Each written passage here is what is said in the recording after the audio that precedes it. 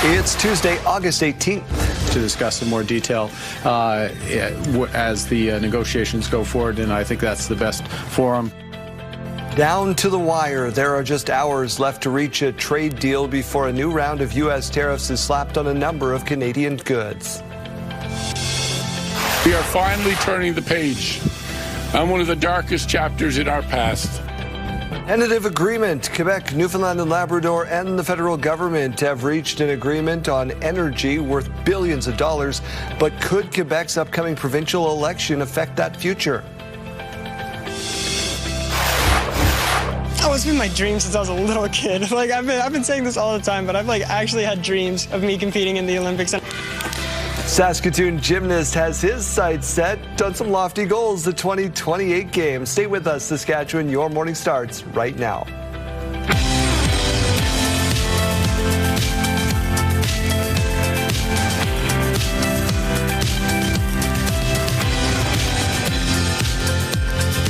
Welcome to Your Morning, Saskatchewan. I'm Daryl. And I'm Kayleen. Good morning. Happy Tuesday. A beautiful day yesterday. Yeah. We have more of those? A little bit of rain, though, through Regina yesterday. Today, it's looking like we are going to be seeing a lot of sunshine across the province. Those people have to get the crop off the field, so it's very much needed. Let's get to our news.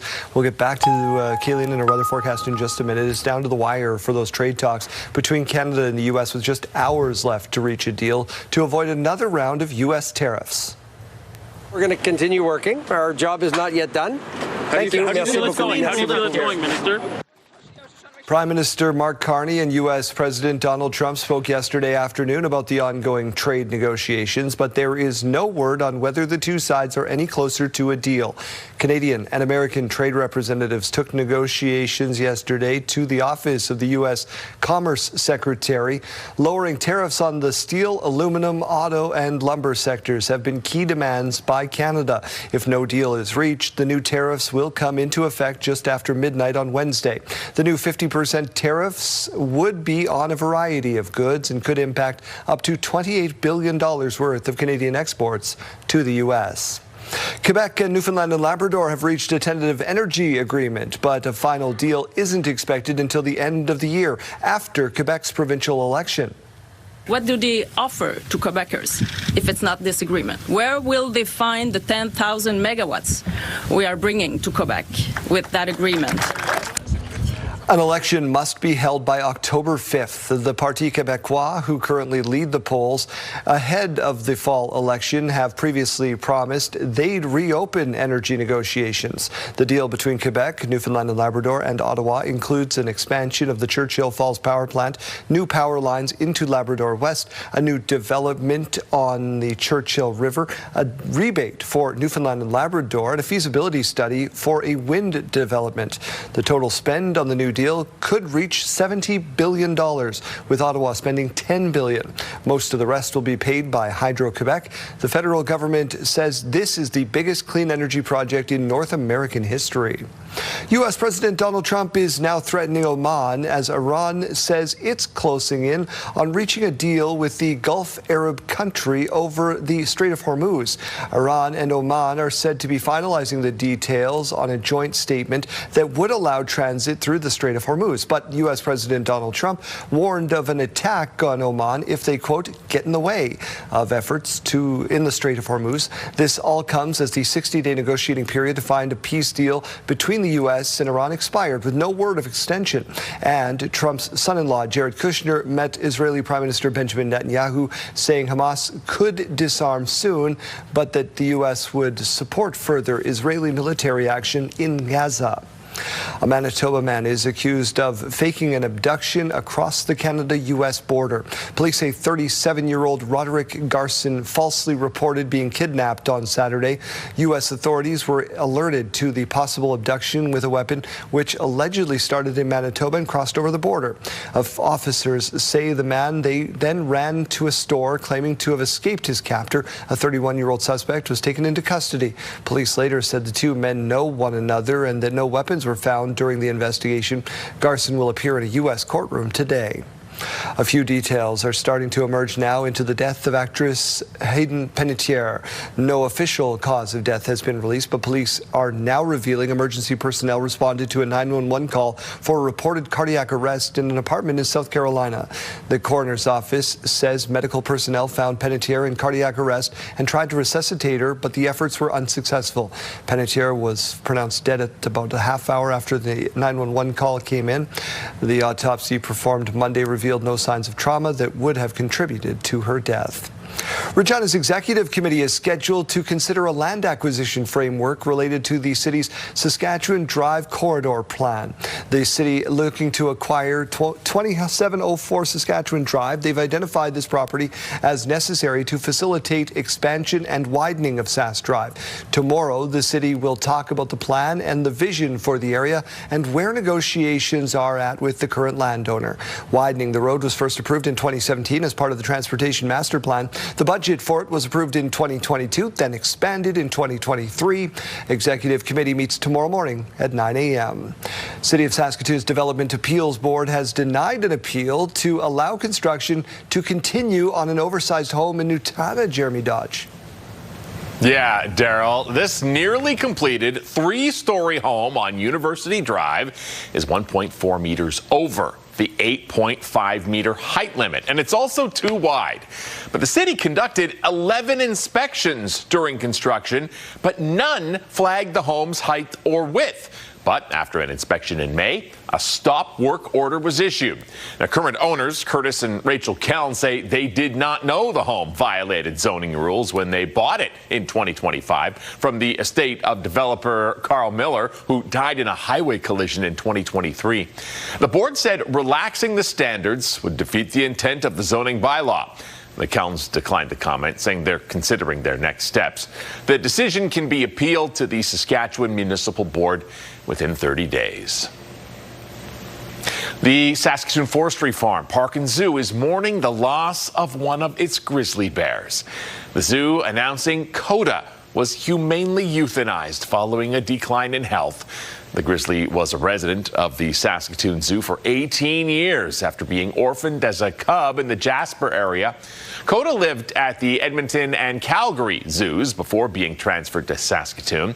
The zoo celebrated his and his brother Mestia's birthday last year, 20th birthday. A card will be available for the public to sign at the Kinsman Bear Habitat later this week. Well, Daryl, more sunny escapes coming to our airports. If you're thinking about flying south for a hot weather vacation this winter, more options for you. WestJet has just announced they have increased capacity by 64% for flights leaving Regina and heading to sunny destinations. The Regina Airport Authority is thrilled with the news of more flights to places like Cancun and Puerto Vallarta. Cancun was already the busiest winter getaway destination for passengers leaving YQR. Now with this increase in service, direct flights to Cancun will be offered almost 7 days a week during peak season. WestJet has also added Cabo San Lucas as a direct flight destination from YQR to Mexico. Well, having any new service creates excitement in our market. Great for travel agents, of course, to sell a new product, but also gives an additional Mexico getaway. That now means 4 Mexico destinations are available as a non-stop flight from YQR. Mazatlan, Puerto Vallarta, Cancun, and now Cabo. Saskatoon, by the way, will see a 77% increase in capacity of flights heading to sunny destinations. WestJet will be increasing the number of flights from Regina to Calgary, which is the airline's global hub. Mother Nature was in a pleasant mood on Monday, providing ideal conditions for a decades-old charity golf tournament. Somebody's closer. Oh, I don't know about that, Clayton Croker. He was teeing off Happy Gilmore style, as you saw, at the Share the Spirit Golf Classic. This is the 30th edition of the event, which supports the Greater Saskatoon Catholic School Division, or Foundation. The green being raised on the greens at the tournament is important to both the foundation and its presenting sponsor.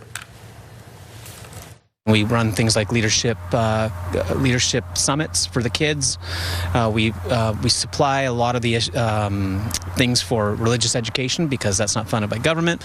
Ultimately, we try to fill the gaps that exist between government funding and what kids need. I want all of them to understand that what it means to be local affairs and supporting each other. Right? Yeah, we want to make a better place for all of us. 144 golfers took to the course at Holiday Park, raising approximately $35,000. Great day to be out on the course. Any day's a great day to be out on the course instead of the office, right, Keelan? Well, especially today, though, Daryl. It's going to be a beautiful afternoon, really throughout the province. This Morning View is brought to you by Stars Lottery, your ticket fund's life-saving care across Saskatchewan.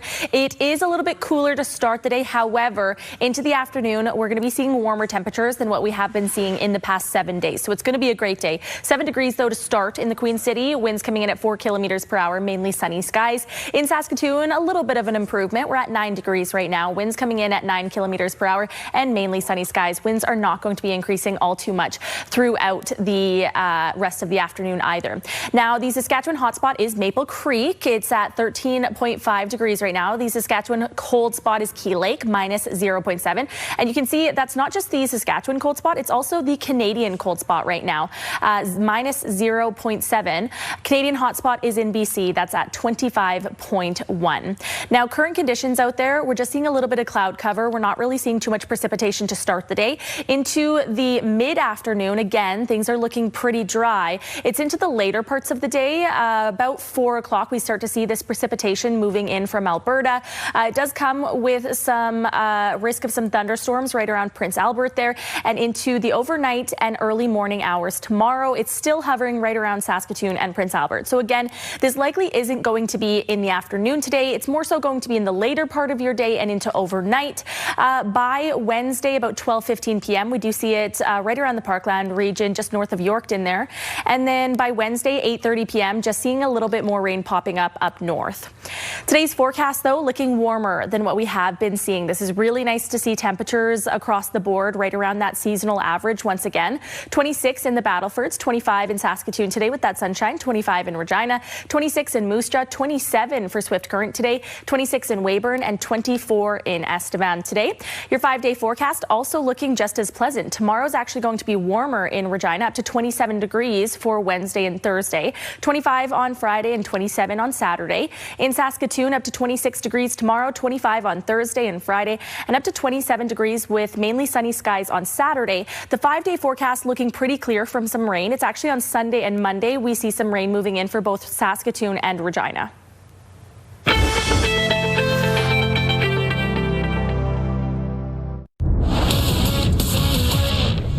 Hi everyone, Mark Rowe inside the Sports Center newsroom with your must-see moment from Monday forward. We're going to head to Pittsburgh with the Pirates in action against the Tigers. Second inning, 2-on for Jake Mangum, who drives it, and it's rookie Max Clark covering a lot of ground and makes an excellent catch as he crashes into the wall, saving a couple of runs. The rookie steals away extra bases and a great grab, and that is worthy of your must-see moment from Monday. On TSN tonight, we have WNBA action as the Tempo are in action against Caitlin Clark and the Fever. Coverage begins at 7 o'clock Eastern, 4 o'clock Pacific. That's all from the Sports Center newsroom. Have a great day.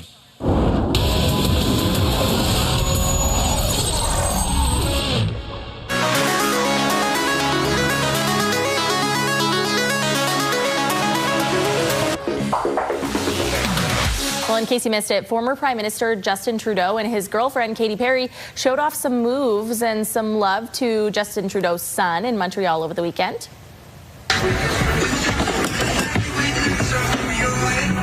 In the Home Hardware on St. Laurent Street.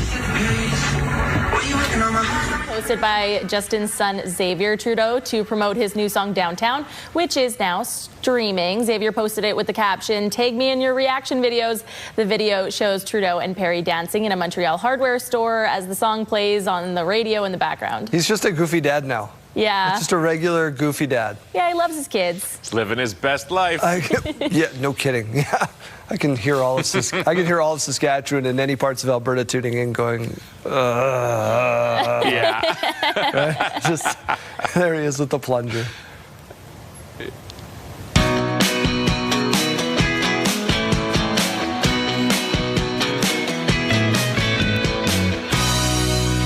heard in the newscast, WestJet expanding flights from both our airports, Jeremy, yours and ours, to sunny destinations. Yeah, so we're asking you today, what is your favorite sunny destination? If you're getting on a plane and you're going somewhere sunny, where are you heading? Oh, Jeremy Dodge's backyard barbecue, which he's never invited me to. But besides that, Jeremy, where are you going? Everyone's invited. Right. I have been to the Dominican Republic a few times. Oh, that is nice. And I love it, and I would go back in a second. I would also like to try Hawaii, though. Me too, yeah. This is a good sunny destination. On my honeymoon, my husband and I, we did a cruise, but we did like Aruba, Curacao, we did the Bahamas and the Dominican Republic, and my favorite by far was Aruba. It was so beautiful, the water, you just can't beat it. Ooh.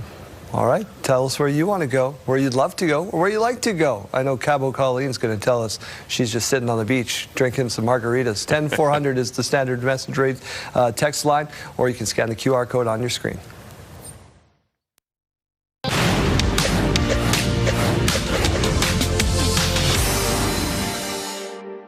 Tomorrow is the deadline for U.S. President Donald Trump's tariff that would see 50% fees imposed on a variety of goods from cement to hockey sticks.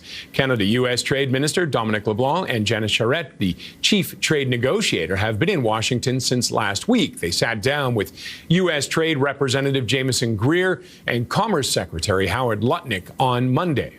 The Canadian Real Estate Association says home sales in July were down 5.3% compared with a year ago, but edged up a half point month over month. Sean Cathcart, CREA's senior economist, says that below the surface, markets across the country are generally moving back toward balance. And Home Depot's results beat estimates in the latest quarter, a sign that spending on improvement projects is holding up despite high borrowing and housing costs. Comparable sales, which measure results at stores open for at least a year, rose 1.7% in the period, better than the average of analyst estimates and the highest since late 2022. Those are your morning business headlines. For BNN Bloomberg, I'm Roger Peterson. Aviation Days brings Saskatchewan aviation past, present, and future together in one place, and our Mike Siona is getting a sneak peek this morning. Mike? I certainly am. I'm here with Shelley Jensen and Bob Baumgartner at the Saskatchewan Aviation Museum and Learning Center right here in Saskatoon for the entire province. And Aviation Days, Shelley, are coming this weekend. Give us the lowdown. So basically, we're going to block off part of the apron out in front of us, and we'll have a lot of displays out there. So Stars Ambulance hopefully can be there. The RCMP are bringing an airplane. We're having a Harvard 2 in from Moose Jaw. The Northern Air Division, which has Water Bomber and Aero Commander, which is a bird dog. We'll have a Huey helicopter on display. We're going to have some booths set up by the flying clubs that are here. We'll also have Rise Air, which has a bunch of the passenger aircraft from the area will be on display. The Air Ambulance Division here is putting on a pancake breakfast in the morning from 8 to 11 both days. You can get pancakes and sausages for $10. It's in support of MS. And we'll have Bouncy Castle. We're having face painting here inside. We'll have these yellow airplanes outside for people to be able to look at. We'll also have some general aviation people who will be able to tell you about their airplanes. People are going to be able to interact with the pilots and ask lots of questions and then hopefully have lots of fun. For sure. And Canada's Strongest Man is going to be here actually pulling an airplane as well. It truly is a family affair. Bob, this airplane we've seen flying around the past couple of days, this exact one, and we'll see it in the air as well. We will. So this airplane is a 1942 Tiger Moth, and this was the very first trainer plane that if you joined up to the RCAF, this would be the first one you'd fly. And if you look up in Saskatoon, especially in the summer, you will see this plane flying. And it's a 1942, completely rebuilt. And we sell rides here in that one at the museum. Very cool. It's a very nice plane. Perfect. Well, there you go. Just the tip of the iceberg, but don't worry, we'll be down here all morning long. And again, Saskatchewan Aviation Days, Saturday and Sunday, right here at the Saskatchewan Aviation Museum and Learning Center. And you can get more details at the website, saskaviation.ca. Thank you, Mike. We'll see you again after 7 o'clock. All right, travelers, we're taking a look at our national forecast now. 24 degrees with mainly sunny skies in Vancouver today, 26 in Prince George, but more of that cloud cover. 27 in Calgary today, 25 in Edmonton, and 23 in Winnipeg with mainly sunny skies.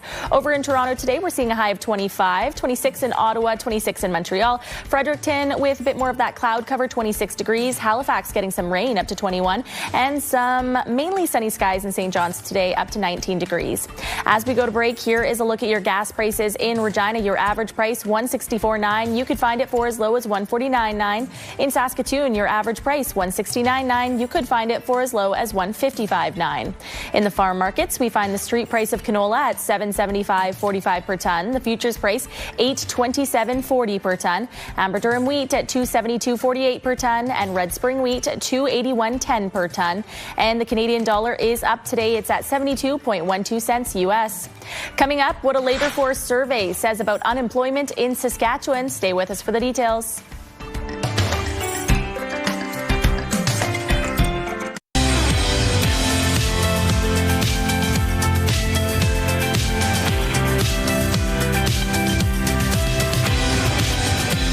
Good morning, it is 6:30. Demolition now underway at the site of one of Canada's deadliest mass shootings. It feels like it's been a long time in coming. On the other hand, it's only been 6 months since this tragedy. Crews have started to tear down Tumbler Ridge Secondary School in northern BC. 5 children and 1 educational assistant were killed at the school earlier this year. The 18-year-old shooter also died inside the school after killing 2 family members at home before carrying out the attack.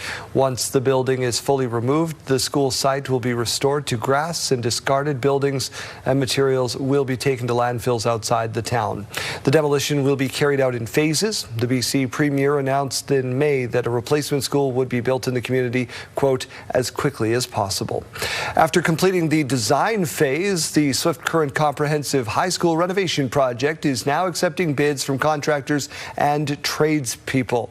Approved in 2024, which is about 20 years after this video was taken, the renovations include new HVAC and electrical systems, asbestos remediation, fire suppression, and other building supply upgrades. Now, the deadline for contractors and tradespeople to submit their bids to construction services is September 3rd. The Weyburn Humane Society is nearly complete, and they are looking for names to attach to its new building. One name now in that hat is Tanya Myers, the woman killed north of Weyburn last year. Mick Favel has more on those efforts. With the 1 year of the shooting death of Tanya Myers outside of Weyburn fast approaching, a fundraising campaign is underway to name a section of the new Weyburn Humane Society after Myers. Well, she didn't just like cats, like she loved cats. And so, I really wanted to find a way to, honor her memory and, honor how she lived her life. On the evening of September 12th, 2025, Myers was in a vehicle approaching Weyburn when it was struck by a bullet. Myers was fatally hit. Around the same time, another vehicle was struck by a bullet on the same stretch of road. Warrow was in that other vehicle. It's been a lot, but, I'm just one small piece of the puzzle, and I really want to make sure that, I do my part to help her be remembered. And, it's definitely been interesting trying to figure out why this all happened. This is the new Weyburn Humane Society, which will be opening up next month. Myers was no stranger to the animal shelter. A number of times she picked up stray cats, nursed them to health, and then brought them to the Humane Society. I really hope that people will, step up to the plate and help Tanya's dream come true. She would be so excited about this building. Like she would, I wish she could see it because she would be so excited for the cats and what they're going to have. Warrow is looking to raise $30,000 in total, which would be enough to rename one of the 2 cat rooms after Myers. A fitting way to remember and celebrate a local animal enthusiast for many years to come. For our community and everyone who's been following the story, just to see something positive come from something so tragic because, through no fault of her own, it just happened and it's so unfair. There is no deadline for Warrow, but she hopes to reach the goal in time for Myers' birthday on August 30th. Mick Favel, CTV News, Weyburn. Ontario's government says failing to build data centers in the province risks Canadians' data being sent to the U.S. on an American server, it will be subject to American law, subject to American surveillance, could be subject to Americans deciding we no longer have access to it. We live in a fraught political landscape right now. All right, so speaking at the Association of Municipalities of Ontario in Ottawa Monday, the Ontario Premier Doug Ford said the centres are key to keeping our information sovereign. Despite the controversy around data centres, Ford says he wants more to be built here. Ontario recently launched a new framework called the Data Centre Playbook to create rules for data centres in the province. Under it, large data centres would be subject to a new electricity rate class, which would result in them facing higher bills than other industrial energy users. They'd also have to minimize environmental impacts. Social media giant Meta will face attorneys generals from across the United States in a landmark trial beginning in California today. The case centers on two main allegations: whether Meta intentionally made its platforms addictive to kids and whether it broke child privacy laws in the process. Meta, maker of Instagram and Facebook, is accused of knowingly violating child privacy laws and designing platforms that are addictive and harmful to kids and teens. Prosecutors point to features like infinite scrolling, constant push notifications, and algorithms that manipulate users' feeds. 29 states are involved, with Colorado, California, Kentucky, and New Jersey leading the charge in court. The trial could lead to staggering penalties, with worst-case estimates topping $1.4 trillion, though legal experts admit its maximum figure is unlikely. Meta has denied all allegations. The murder trial for Tupac Shakur is officially underway nearly 30 years after the death of the hip-hop icon. Dwayne Davis did not pull the trigger, but what he did do was plan the retaliation for the beating of his nephew. Prosecutors called Shakur's 1996 killing, quote, an act of revenge during opening statements Monday in Las Vegas. The jury heard testimony from 4 witnesses. Dwayne Keefe D. Davis has been charged with murder. He is the first person to face charges in connection with Tupac's death. The rapper was just 25 when he was killed in a drive-by shooting in Las Vegas. Prosecutors say Davis orchestrated the shooting and provided the gun. Davis has pleaded not guilty. Russia has warned the UK of consequences after confirmation British-made drones were used in a recent strike on Russian military and industrial targets. In a statement, the Russian embassy to the UK accused the UK of deliberately opting for an escalation of the Ukraine crisis. They also said the deeper the UK gets involved in the war, the higher the price they'll pay. Ukraine has recently stepped up attacks on a number of regions, including Moscow and Russian-held Ukrainian territory. The spokesperson for the UK Ministry of Defence says they stand shoulder to shoulder with Ukraine. A Saskatoon gymnast has his sights set on the 2028 Olympics. 20-year-old Jordan Carroll started gymnastics when he was just 6, eventually finding his strength in pommel horse. He recently won gold at the event at the Commonwealth Games, putting up a score of 15, a personal best. He's looking to ride that wave of momentum towards the Games. Oh, it's been my dream since I was a little kid. Like I've been saying this all the time, but I've actually had dreams of me competing in the Olympics, and I'll wake up and be like, I was just competing in the Olympics. I just did a great routine for the Olympic crowd. But yeah, I mean, it's been my dream forever. Actually be following in his sister's footsteps, who represented Canada in artistic swimming at the Paris Games, and his mom competed in diving in 1992 in Barcelona, Kayleen. So this is Olympic pedigree. Yeah, I was going to say, that is royalty right there for the congratulations Olympics. And good luck. Yes, yeah. All right, let's turn our attention over to the weather center. Temperatures have been a bit cool to start the day, but don't worry too much right now if you're stepping outside and you're thinking, oh, it's a little chilly. Into the afternoon, things are going to be improving quite a bit. It's going to be a really sunny and warm day across the province. 7 degrees right now, though. Winds coming in at 4 kilometers per hour in Regina, and mainly sunny skies. In Saskatoon, we're at 9 degrees. Winds coming in at 9 kilometers per hour as well. And mainly sunny skies there as well. A little bit more sunshine than what we were seeing yesterday, with a whole lot of cloud cover. For most of the day today, winds are going to be remaining very low. It's into the later parts of the afternoon that we do see some stronger wind gusts right along that U.S. border in southern Saskatchewan. However, other than that, winds throughout the afternoon and into the evening going to be very low, especially up north and in central Saskatchewan. Temperatures this morning, though, are very chilly, especially up north. So we're seeing some of that darker blue color far up north. So 1 degree right now in Stony Rapids, 2 degrees in South End, 8 degrees in Prince Albert and Melfort, 5 degrees in Spiritwood, and 7 degrees in Hudson Bay. In the south, also seeing some chilly temperatures with that light blue color, 5 degrees in Moose Jaw and Weyburn, 7 degrees in Assiniboia, 9 degrees in Estevan, 8 degrees in Yorkton, and 10 degrees in Wynyard. Into the afternoon, though, as I mentioned, it's going to be a very nice day. The only place that we're really seeing still below that seasonal average is right around Yorkton. A little bit of an improvement in Estevan, though, up to 24 today. And everywhere else that we're seeing on our screen is right around or slightly above that seasonal average. So 26 in Weyburn today, 25 in Regina and Saskatoon, 26 in Moose Jaw, 27 in Swift Current, and 27 in the Battlefords. We're also taking a look at our 7-day forecast. For the rest of this week, things are looking really good. It's our next week, starting on Sunday, that we do see some rain moving in.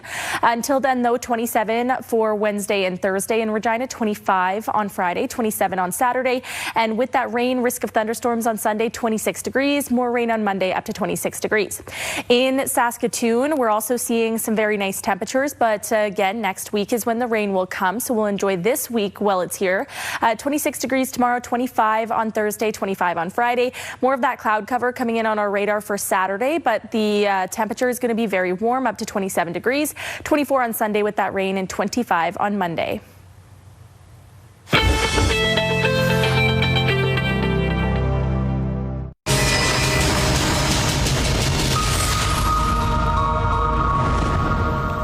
Canada's job market showed a small sign of life last week with a drop in the unemployment rate. It's now at 6.4%. That's the lowest in 2 years.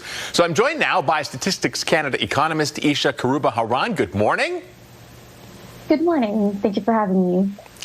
Thank you for coming on. So some positive numbers, mostly, coming out last week. Could I guess just start off by running us through some of the details, if you could? Yeah, for sure. So overall in Canada, in July, employment increased by 75,000 people. This was driven by both full-time and part-time work. The employment rate rose 0.1 percentage points to 60.9%, and the unemployment rate fell 0.1 percentage points to 6.4%. And as you mentioned, that is the lowest rate in 2 years. For Saskatchewan specifically, the overall employment rate was little changed in the month, but that followed 2 months of consecutive employment increases in May and June. The employment rate held steady at 62.9%, and the unemployment rate held steady at 6%. Okay, so I understand this was a bit unexpected. Any reasons that are clear on why we did see this nice uptick in jobs? Well, we had seen a trend actually since April. So we sort of started the year off, January to April was fairly slow, bit of an employment decline. And then April to July, we did see increases totaling 181,000. So, I mean, it's unclear like really what's going on, but it is a trend that we are seeing. Okay, so how positive are we talking? Should we be jumping up and down, or is it more of a cool, let's see what happens next?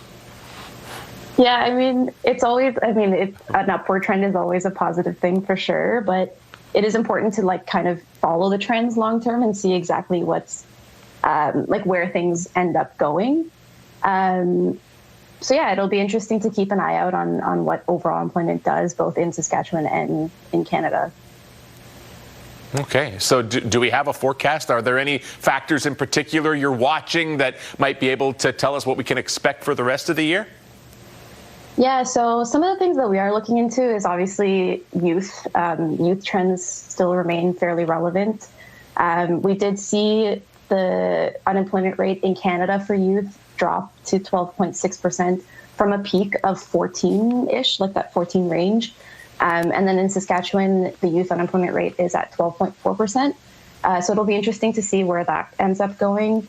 We are also seeing a declining employment trend among the aging population, so those 55 plus, along with a declining trend in their participation rates.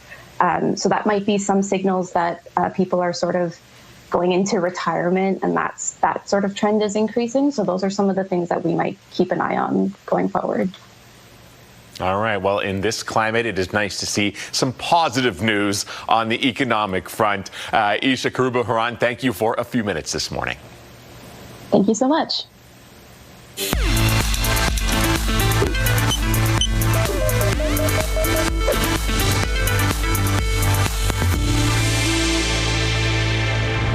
A major pharmaceutical company is warning about black market sales of an unapproved and illegal obesity drug. Lilly Canada says illicit versions of its experimental drug retatrutide are being sold online and via social media sites. In a news release, the company says the drug has not yet been approved for human use by Health Canada or any other regulatory agency in the world. Retatrutide is being developed to treat obesity, type 2 diabetes, and other related conditions. It's currently in clinical trials. Doctors are warning about a disturbing trend: parents refusing an injection of vitamin K for their newborns at birth. It's been a common practice in Canada since the early 1960s and helps with clotting to prevent brain bleeds. Heather Wright reports. Do you believe that babies have a vitamin K deficiency? Slick videos like this one are all over the internet explaining to parents the alleged risks associated with the vitamin K shot. This is interference with long-term consequences they never talk about. Doctors say this type of misinformation is leading to an increase in parents refusing the shot, which is given to babies right after birth to help with blood clotting. The incidence seems to be increasing, which is why there's concerns.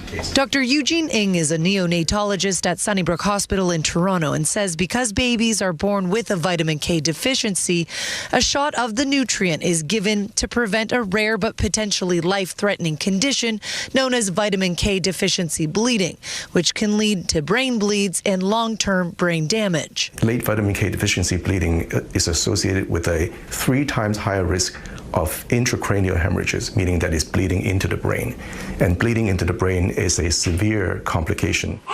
Those opposed to the vitamin K shot list a host of reasons why, including concerns about ingredients, preservatives, and debunked links to leukemia. This is a well-established, much-needed, very routine biomedical procedure. Timothy Caulfield is a professor at the University of Alberta and says parents who refuse the vitamin K shot are also less likely to vaccinate their children. He says both are examples of the power of health misinformation. That sort of personal, urgent message from an influencer that you might relate to can be more persuasive than the authoritative voice that's expressing what the science actually says. It's hard to know just how many Canadian parents are declining this shot, but a new study from Sweden found from 2006 to 2021, the refusal rate more than doubled. Doctors say there is an oral alternative for any parents who are hesitant to give their babies a shot. Heather Wright, CTV News, Toronto. Health Report, brought to you in part by SEIU West, Saskatchewan's first healthcare union.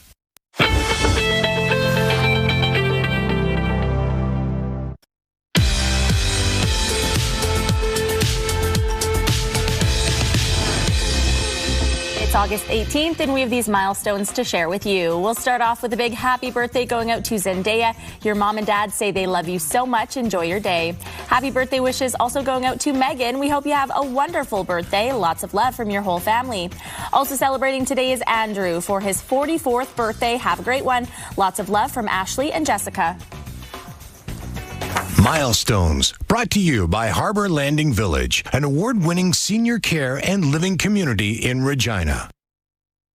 If you have a milestone coming up, send us an email to yourmorningsaskatchewan@ctv.ca or simply scan that QR code on your screen. Please send those in at least one day in advance. What's happening on the radio? Well, we're talking about a bunch of legal suits going through here. First, the talk about maybe banning smart glasses, you know, those ones that can record all of the time. It's already happening in the UK, so we want to get your opinion on that.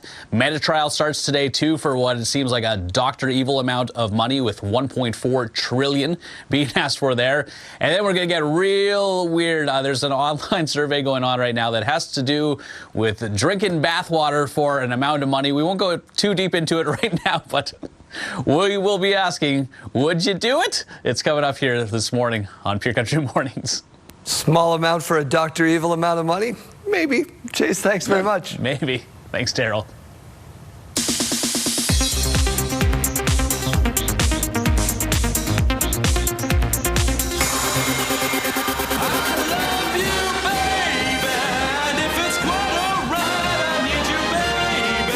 Ten Things I Hate About You is headed to Broadway. A musical based on the 1999 fan favorite film is in the works. Lena Dunham is working on the book for the show, which is set to debut next August, and Carly Rae Jepsen is working on the music and lyrics.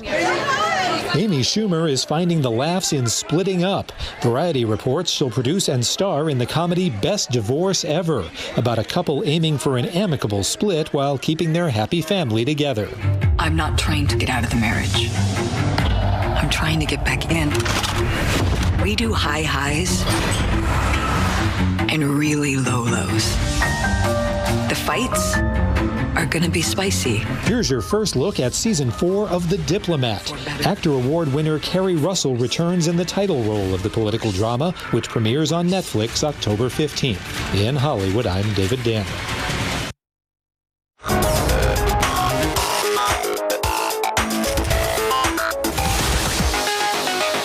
Jeremy, what do we have in Sidebar today? All right, lying. Not always promoted as a good thing, but sometimes it really pays off like this.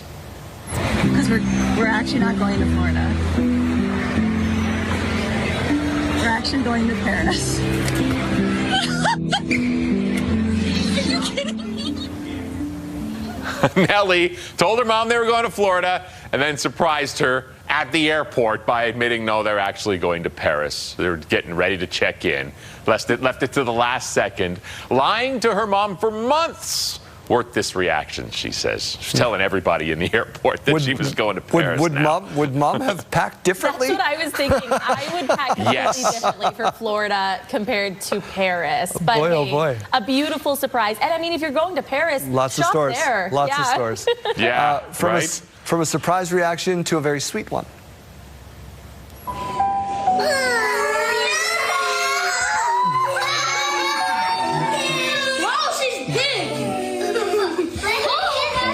Whoa, that's a busy household. These boys meeting their baby sister for the very first time. Very excited. I famously looked at my sister apparently and said, do we have to keep it? Oh. Yeah. Is this the first girl with all boys? It has to be. That's 1, 2, 3, 4. Oh. That looks like 4 boys and a girl. Very protected little sister right there. Oh boy. Yeah. Oh boy. All right, lastly, if you're feeling a little blue on this Tuesday, this will definitely brighten things up for you. You are my sunshine, my only sunshine, who made me happy, best factor. You are my sunshine, my only sunshine, you make me happy. Nothing better than a toddler singing their favorite song. This is Hadley nailing the song with a guitar in hand, getting progressively louder after she tells herself to sing it a bit faster. I like that. Pick up the pace. Yeah. We're going to do the same. We'll be back right after this. My sunshine, my only sunshine, who made me happy. It's Tuesday, August 18th. 10-15%, especially if it's baked in, especially if it's long-term, those companies will give up.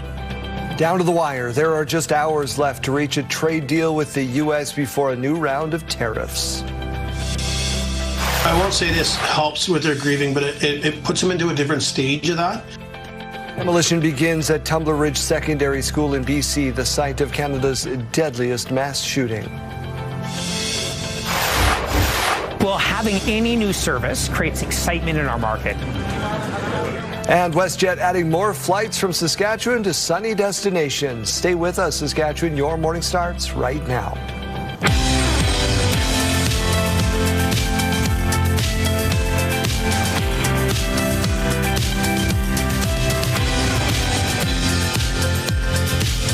Welcome to your morning, Saskatchewan. I'm Daryl. And I'm Kayleen. Good morning. Happy Tuesday. Sunny destination is not where we need to be today, but maybe in January. We're already in a sunny destination. Today we're going to enjoy what we got. Yeah, Saskatchewan is going to be beautiful today with all that sunshine. So is there a call out today? You asked for a VCR combo, a TV combo, and no, because I had a very nice viewer message me. Shout out to Peggy. Peggy is letting me come over today, and I'm gonna shop her old VHS collection. Oh, okay. Yeah. Well, be kind, rewind. 7:01. Let's get to news. It is down to the wire in those trade talks between Canada and the U.S. Just hours left to reach a deal to avoid another punishing round of tariffs. We're going to continue working. Our job is not yet done. Thank you. CTV News confirming that Prime Minister Mark Carney and U.S. President Donald Trump spoke yesterday afternoon about the ongoing trade negotiations, but there's no word on whether the two sides are actually any closer to a deal. Lowering tariffs on the steel, aluminum, auto, and lumber sectors are key demands by Ottawa. If no deal is reached, the new tariffs will take effect just after midnight Wednesday. The new 50% duties would be on a variety of goods and could impact up to $28 billion worth of Canadian exports to the U.S. Quebec and Newfoundland and Labrador have reached a tentative agreement on energy, but a final deal isn't expected until after the Quebec provincial election. Offer to Quebecers if it's not this agreement? Where will they find the 10,000 megawatts we are bringing to Quebec with that agreement? This is a great big deal. An election must be held by October 5th. The Parti Québécois, who currently lead in the polls ahead of the fall election, have previously promised they'd reopen energy negotiations. Now, this deal between Quebec, Newfoundland and Labrador and Ottawa includes the expansion of the Churchill Falls power plant, new power lines into Labrador West, a new development of the Churchill River, a rebate, easy for me to say, for Newfoundland and Labrador, and a feasibility study for a wind development. Now, the federal government says this is the biggest clean energy project in North American history. To the wildfire situation in British Columbia, we are now learning the extent of the devastation and destruction in and around Summerland in the BC interior. The Bald Range fire has destroyed or damaged about 150 structures, including homes and buildings. Regional officials are now taking on the difficult job of notifying all impacted homeowners. Those homeowners who have lost their homes before we let their neighbors back in. So we're doing that now. At one point, 20,000 people were forced out of their homes while many are returning. The community is not out of the woods just yet. The fire is burning across more than 210 square kilometers. Only 14 active wildfires, by the way, in Saskatchewan. Crews have started to tear down Tumbler Ridge Secondary School in northern BC. It feels like it's been a long time in coming. On the other hand, it's only been 6 months since this tragedy. 5 children, 1 education assistant were killed at the school earlier this year. The 18-year-old shooter also died inside after killing 2 family members at home before carrying out that attack. Once the building is fully removed, the school site will be restored to grass and discarded building materials will be taken to landfills outside the community. The demolition will be carried out in phases. The BC Premier is promising a new school will be built as quickly as possible. A home in Saskatoon has been told to stop building. Jeremy Dodge, why? Well, Daryl, the City of Saskatoon's Development Appeals Board has denied an appeal to allow construction to continue on this oversized home in Nutana. The nearly completed 3-story home on University Drive is 1.4 meters over the 8.5-meter height limit, and it's also too wide. The city conducted 11 inspections during construction, but none flagged the home's height or width.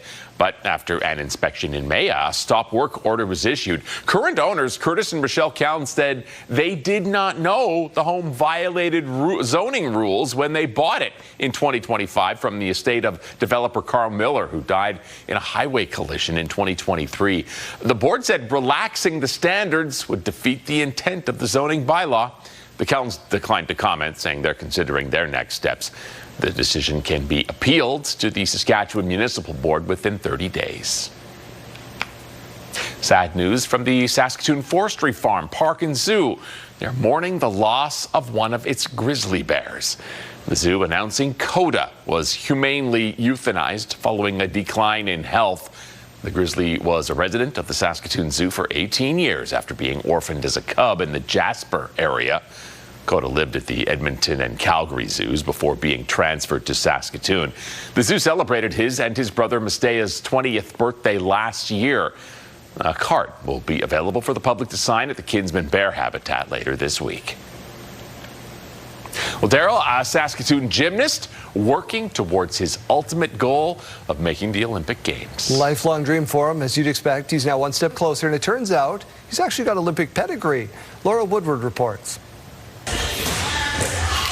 A little chalk and a lot of repetition.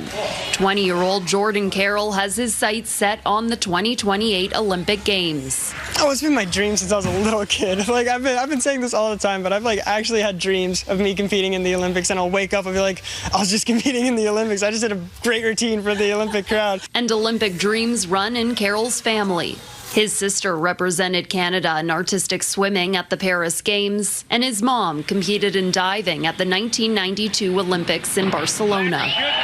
I saw my sister go, I've heard stories of my mom going, and I want to make it my own story. His gymnastics story started when he was 6, and coach Marco Spikis has been by his side. Sometimes I feel like the second parent because you spend so much hours, especially in the young age. And those years of training are paying off. Carroll recently won golds in pommel horse at the Commonwealth Games, putting up a score of 15, a personal best. Me and my coach have been pushing for 15s for a really long time, and this is the first time I ever got it. And to do it on that big stage, it felt perfect. Carroll is looking to ride that wave of momentum, getting ready for World Trials next month in Montreal, hoping to earn a spot at the World Championships, with the Olympics as the ultimate goal, not just for Carroll, but for the coach who's watched him grow up in this gym. I have goosebumps. So that's mean everything, because that's when you work with athletes, they have that potential, and that's your biggest goal. Laura Woodward, CTV News, Saskatoon. How about that? Do you ever have any Olympic aspirations? Did you pick a sport? No, I did dance growing up, but I was never like, I'm going to be an Olympian one day. What about you? Olympic caliber when it comes to forecasting the weather. Oh, you're too kind. Let's get to this morning view. It's brought to you by Stars Lottery, your ticket fund's life-saving care across Saskatchewan. We are warming up rather slowly this morning, especially up north in Saskatchewan. It's a cold start to the day, but 9 degrees in Regina. Winds are very calm. You're not even going to notice those if you're heading out the door. We're only seeing those coming in right now at 4 kilometers per hour.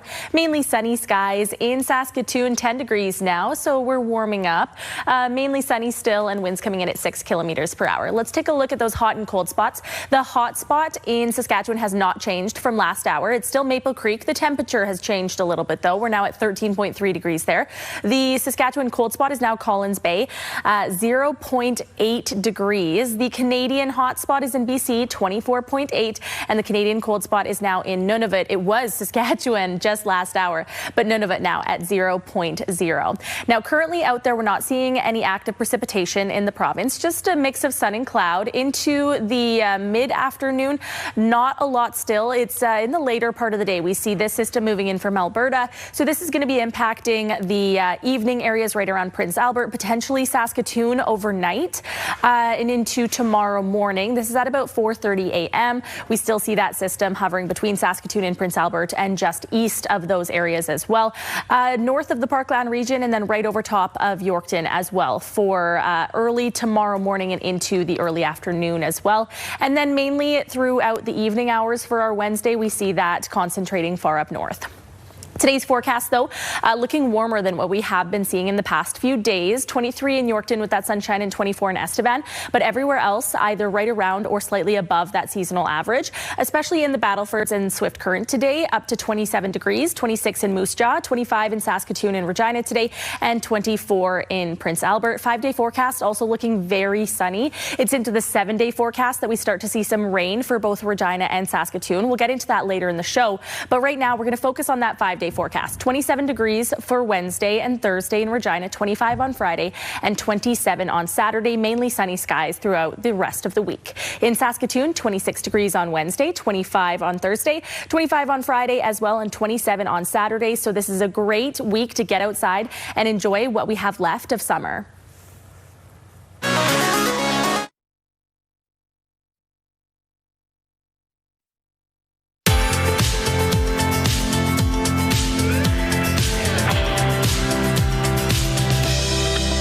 for a look at our very sunny rural forecast. You do see the chance of rain, risk of thunderstorms in Meadow Lake. Don't worry about that for the early part of your afternoon. That's likely coming in the later part of your day into the evening. 26 degrees there, though. 24 in Spiritwood with that mix of sun and cloud today. 25 in Watrous with that sunshine. 22 in Wynyard. Down in the south, more of that warmth, especially over in Maple Creek, up to 29 degrees today. 29 in Leader as well. 26 in Assiniboia. 27 in Coronach with that sunshine today, and 22 in Carlisle with mainly sunny skies. Let's take a look at La Flèche, where internet plans up to 1 gig are available from SaskTel. 27 degrees this afternoon, a very pleasant sunny day expected, and west winds only coming in between 10 to 20 kilometers per hour. Let's go back out to our Mike Siona now, who is checking out the rich history of flying in our province this morning. Mike. Without question. And to know where you're going, you have to know where you've been or where you're coming from. I'm joined by Shelley Jensen and Bob Baumgartner again here at the Saskatchewan Aviation Museum and Learning Center. And we're talking about the trainer aircrafts kind of as a theme throughout the morning here, Bob. We started with one and now we're standing in front of another. Right. We saw the Tiger Moth, Mike, and the one behind us is the Harvard. And the Harvard aircraft was the advanced trainer. So during the war period, the British Commonwealth Air Training Plan, they trained about 131,000 aircrew, and the Harvard was one of the planes that did that. And the Harvard was actually a stepping stone to the more powerful planes, like the fighter planes, the Mustangs, and the British Spitfires. Incredible stuff, all part of that history of Saskatchewan aviation and Canadian and worldwide, I guess global aviation as well, which will be on full display here, Shelley, because as much fun as it is to, have the kids come in and put them in the cockpit and all of that stuff, we also want to look back at that rich history. What are some of the other historical components that will be featured for Aviation Days? So outside we have a DC-3. The door will be open. People will be able to get in it. It was instrumental in helping open the north and other areas. We have a T-33 outside that was used as a trainer for Moose Jaw and training our pilots to move on to the advanced F-18s and things like that we had. We're going to have SIIT as going to have a Huey helicopter here for people to be able to get into. We're going to have a Boeing Stearman that people will be able to get into. And people will be able to talk and ask all the questions as they want to about the pilots and how to become a pilot. Maybe they'll be interested or inspired by everything they're seeing on the For sure they will be. I'm inspired right now. And this doesn't just happen. I mean, I saw over there the donation bin. You guys want to say thank you to who? Yeah, so we'd like to thank some of our sponsors, and we appreciate all the local people around the airport. We have Mitchinson's, Millennium, Nav Canada, and a bunch of others, Points North, Freight Group. You probably missed a few, and that's okay, because we have one more hit, and you can come down here and talk to somebody and thank all of the sponsors for yourselves. There's so much going on, and we'll give you details on something else that's going to be really unique on Saturday, as well as talk about all the stuff for kids when we come back. All right, Mike, thank you. We'll see you again in about an hour. Hi, everyone. Mark Rowe inside the SportsCenter newsroom with your must-see moment from Monday forward. We're going to head to Pittsburgh with the Pirates in action against the Tigers. Second inning, 2-1 for Jake Mangum, who drives it, and it's rookie Max Clark covering a lot of ground and makes an excellent catch as he crashes into the wall, saving a couple of runs. The rookie steals away extra bases and a great grab, and that is worthy of your must-see moment from Monday. On TSN tonight, we have WNBA action as the Tempo are in action against Caitlin Clark and the Fever. Coverage begins at 7 o'clock Eastern, 4 o'clock Pacific. That's all from the SportsCenter newsroom. Have a great day.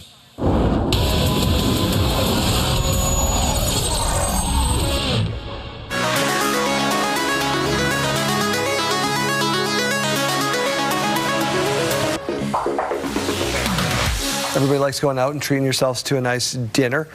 For us, if we get the chance to go out, bugs and cheese are life for my kids.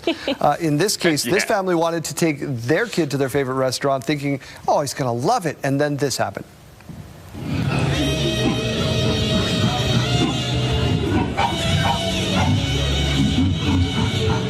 This is apparently the Rainforest Cafe, not exactly a hit with this young fella. It reminds me of the time I took my niece to a teppanyaki restaurant. Oh, yeah. And she was with the onion flame? Yeah, the onion flame, and they cook it right in front of you, and, you know, they throw eggs and whatnot. And when the fire came up, my niece's face just was repulsed. She was just like, what is happening? He's like, look at Jeremy. He's like, check out the gorilla. I'd rather not, Dad. Yeah. No thanks. I just want a cheeseburger in a different paradise.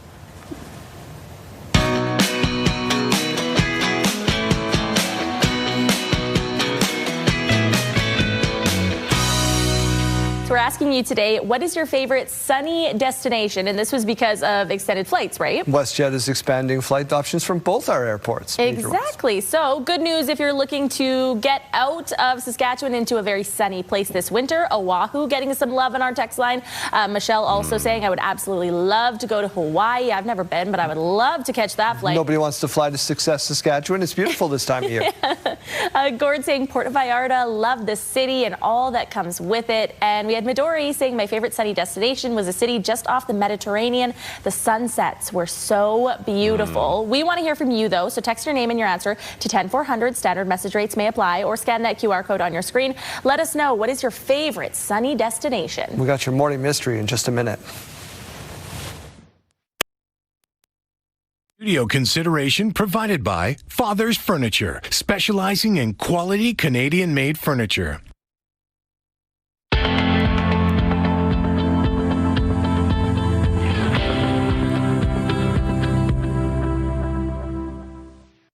All right, time for a morning mystery. We are told it is a game today. If you've never seen this segment before, 3 clues. We try to guess. We don't know the answer. Only producer Nathan does, and he likes to when we get it wrong. First clue is first introduced in Japan in 1996. Requires feeding, cleaning, and attention to stay healthy. Became one of the first digital pets and recently enjoyed a resurgence among nostalgic millennials. My wife loved these things. What are they called? I had one of these. I remember going to school in like 2nd grade, and we all had them, and we would like show off each other. It's gotta be everywhere. Is it Tamagotchi? Tamagotchi. Tamagotchi. Tamagotchi. Okay, so you're gonna dock me points for spelling? It is the Tamagotchi. No real reference as to why, but we love it. That's your morning mystery.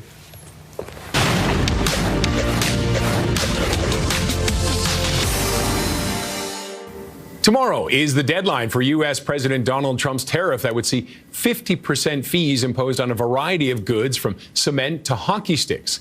Canada-U.S. Trade Minister Dominic LeBlanc and Janice Charette, the chief trade negotiator, have been in Washington since last week. They sat down with U.S. Trade Representative Jameson Greer and Commerce Secretary Howard Lutnick on Monday.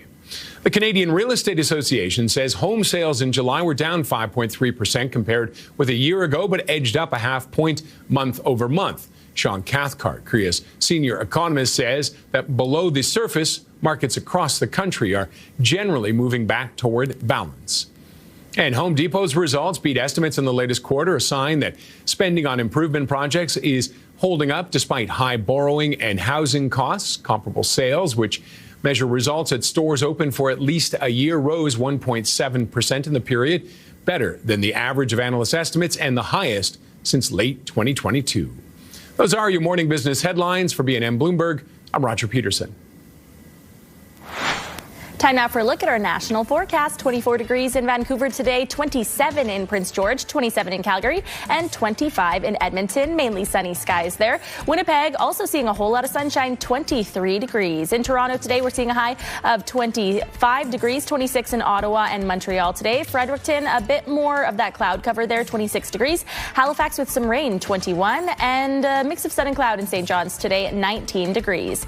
As we go to break, here's a look at your gas prices. In Regina, your average price, $164.9. You could find it for as low as $149.9. In Saskatoon, your average price, $169.9, and you could find it for as low as $155.9. In the farm markets today, we find the street price of canola at $775.45 per ton. The futures price, $827.40 per ton. Amber Durham wheat at $272.48 per ton, and red spring wheat at $281.10 per ton. And the Canadian dollar is up today. It's at 72.12 cents U.S. Saskatchewan's airports are getting more flights to sunny destinations. The details when we return.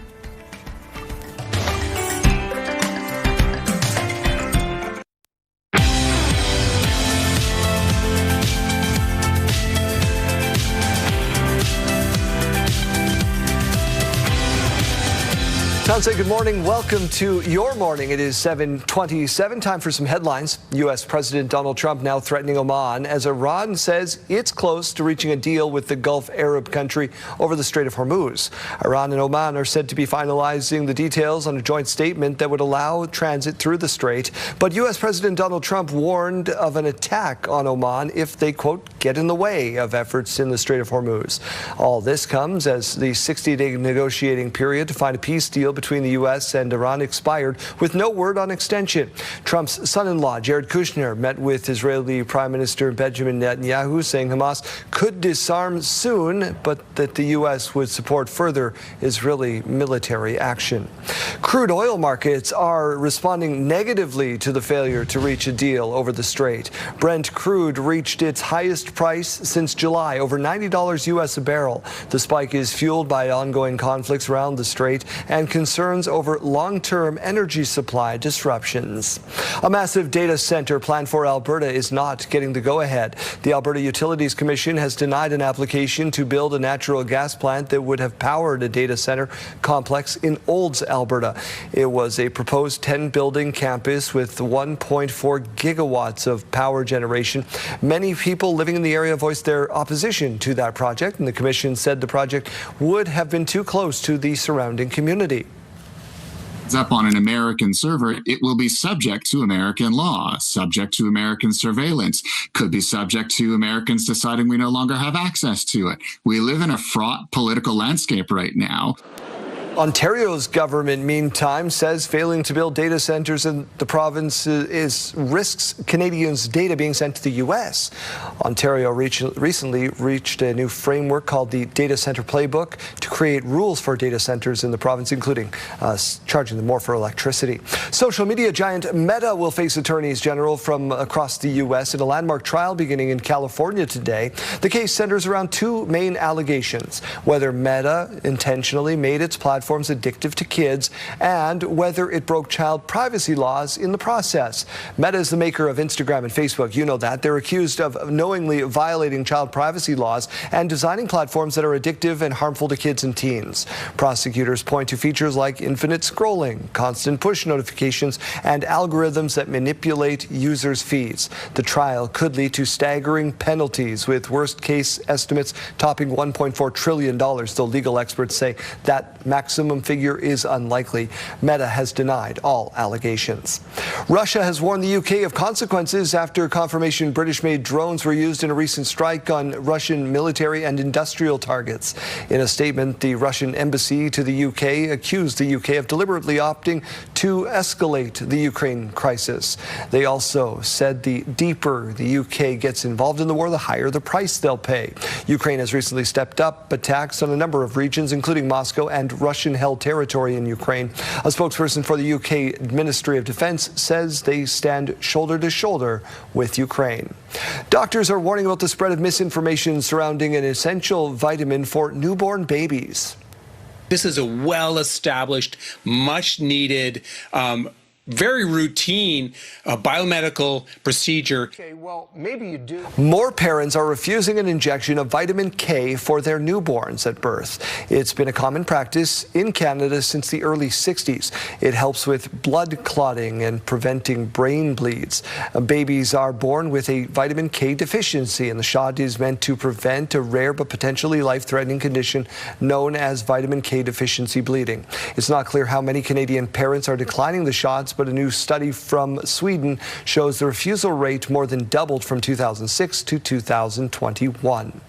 A woman from the U.S. has died following a rollover west of Shellbrook, Saskatchewan.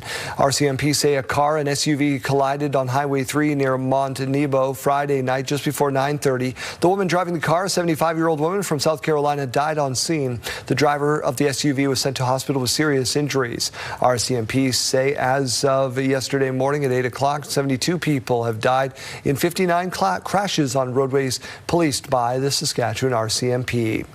The city of Prince Albert is alerting you residents of another roadwork project downtown. City says engineering work will take place today along Central Avenue from 15th Street to River Street. It's relining work set to begin next week, so drivers can expect disruptions along Central Avenue for the next couple of weeks. To see all the current and future traffic restrictions, citypa.ca. If you're thinking about flying to some sunny destinations, WestJet has just increased your options. WestJet just announced they have increased capacity by 64% for flights leaving Regina and heading south to sun destinations, 77% in Saskatoon. Regina Airport Authority thrilled to see it. Well, having any new service creates excitement in our market. Great for travel agents, of course, to sell a new product, but also gives an additional Mexico getaway. That now means 4 Mexico destinations are available as a non-stop flight from YQR. Mazatlan, Puerto Vallarta, Cancun, and now Cabo. Saskatoon will see, as I said, a 77% increase in capacity of flights heading to sun destinations. WestJet also increasing the number of flights from Regina to Calgary, which is the airline's global hub. The refurbishment of a 1921 threshing machine by a father and son has inspired a small town in southeastern Saskatchewan to host its first ever threshing bee. Sierra D'Souza Butts reports.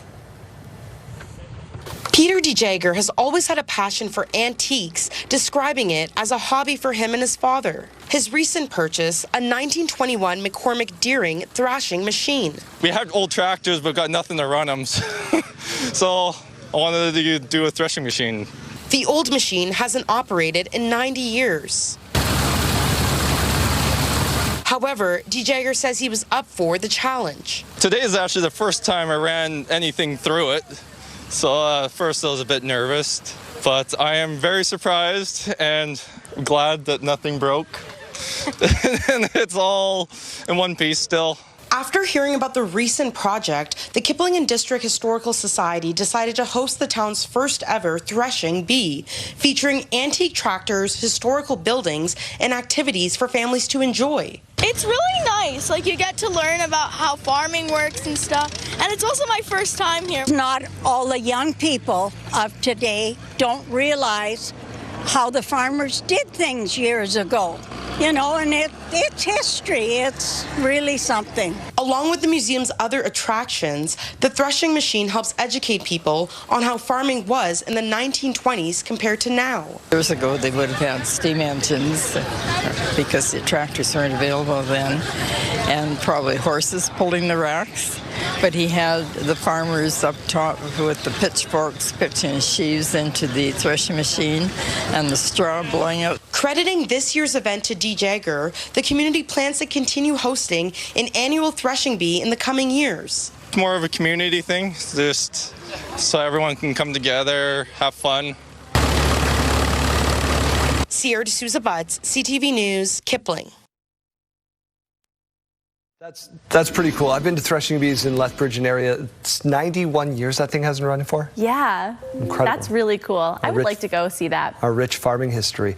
They need good weather to get the crop off. And they certainly are going to get that today. And really for the rest of this week, it's going to be very sunny in Saskatchewan for the rest of this week. It's actually into next week that we start seeing more of that precipitation moving in for a lot of the areas. But 9 degrees to wake you up in Regina right now. Mainly sunny skies. Winds coming in at 4 kilometers per hour. In Saskatoon, we're still at 10 degrees. The winds coming in at 6 kilometers per hour, again with mainly sunny skies. Now, we're not seeing the winds going up all too much for most of the province today.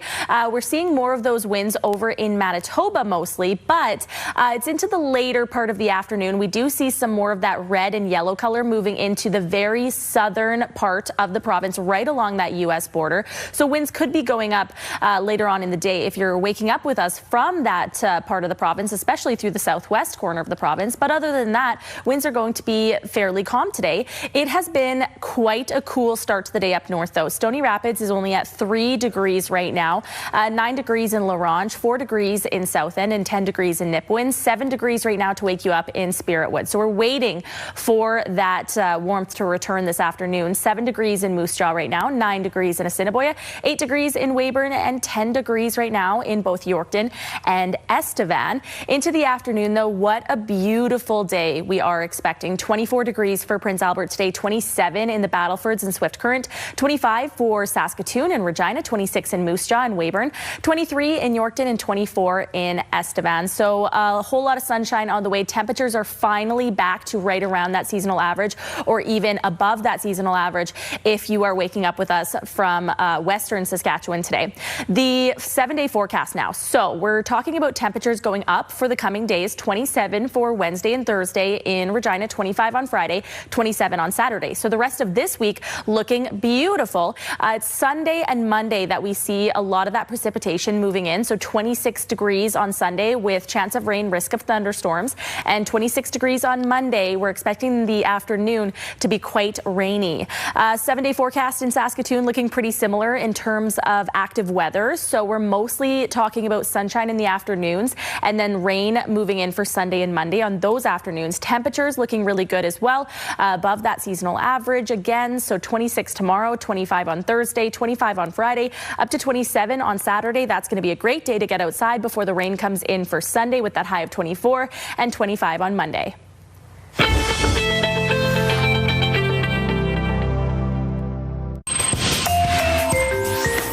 Here's what's happening in our community. The Early Shift Pop-Up Dance for Women is on August 21st, 6 p.m. at the Artesian. The Arcola Roughstock Rodeo is on August 21st, 6:30 p.m. at the Arcola Rodeo Grounds. Email arcolarodeo@gmail.com. And a craft and trade show is on August 22nd, 2 p.m. at McNaughton Park in Regina. Visit rpcaregina.ca. Submit your event to our community by visiting our website, ctvregina.ca, and click Community Calendar or scan the QR code on your screen. Right, Mother Nature's attempts to dampen the spirits of music lovers in the parkland. The Living Skies Music Festival went off without a hitch. Virginia DeClute was there. After months of preparation and much excitement, the gates to Yorkton's first music festival finally opened on Friday afternoon. This is professional, it's set up, there's food trucks, and we got 2 really good acts going on here shortly that, I'm so excited. Even though the event had a rocky start on Friday, it was raining all afternoon, and temperatures dropped to the lower 10s. We did at the very beginning have a hiccup with our ticket platform, which we've never had before.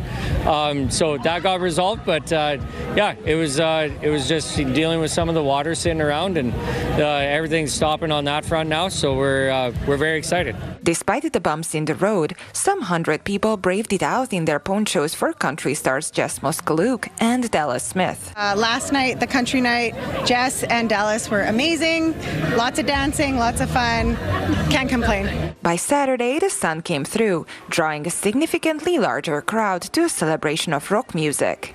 Yesterday and today, tons of people talking to me and just saying what a wonderful thing this is, and they're so happy that Yorkton's doing this, visitors as well as local residents. Among the praises were proximity to home and affordability.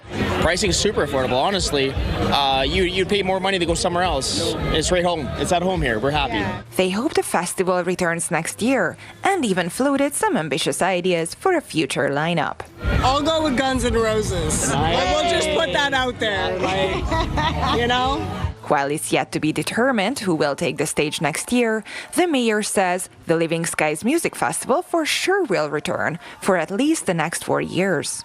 Virginia DeClute, CTV News, Yorkton.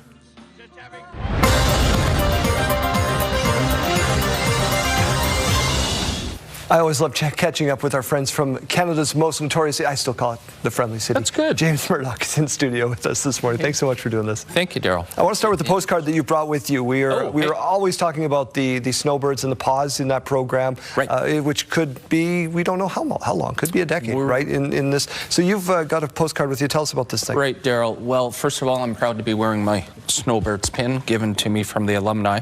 But this is just a very simple postcard campaign that was started by some good volunteers in the city of Moose Jaw that name and address is all that's required on it, and then postage is paid. So it would then be directed to Prime Minister Carney out on the Hill in Ottawa, and a beautiful depiction of Yvette Moore's, one of her classic snowbird prints. So it's just a simple message, just asking Prime Minister Carney to reconsider what has been proposed going back to mid-May. Yeah, and you're still hearing this at your office? Yes. Oh, daily, Daryl, daily. It's the snowbirds are near and dear to all of us. They define us as being Canadian, and they're iconic as well, being ambassadors and recruiters for the Air Force. So we'll keep striving towards that. This is crunch time for infrastructure. I know in your city, everybody's trying to get roads built, bridges built, all that kind of stuff. Where are we sitting in the community? You know, we've been making good headway. It was a bit of a, slow spring into early summer, for that.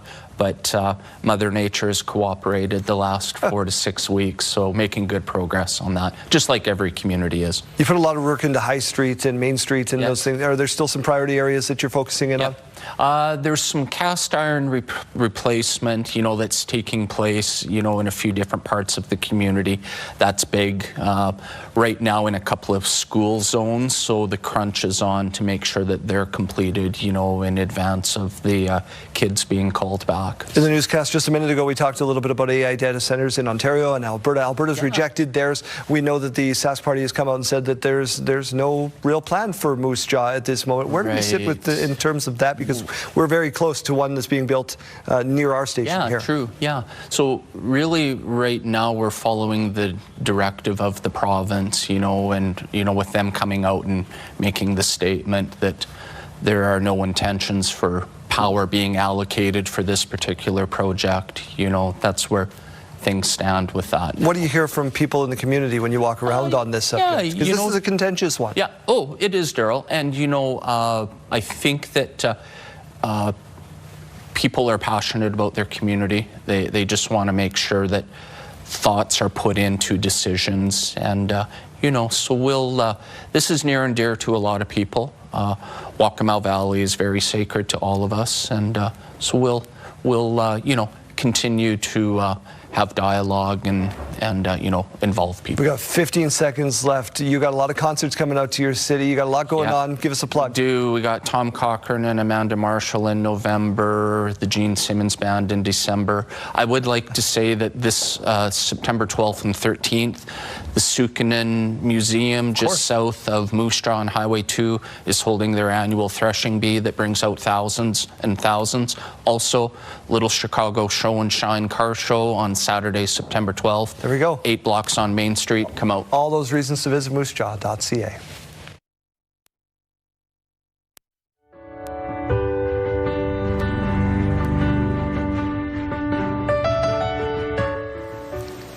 Let's check in with Janelle Lippi now ahead of I Love Regina Day. See what we can look forward to.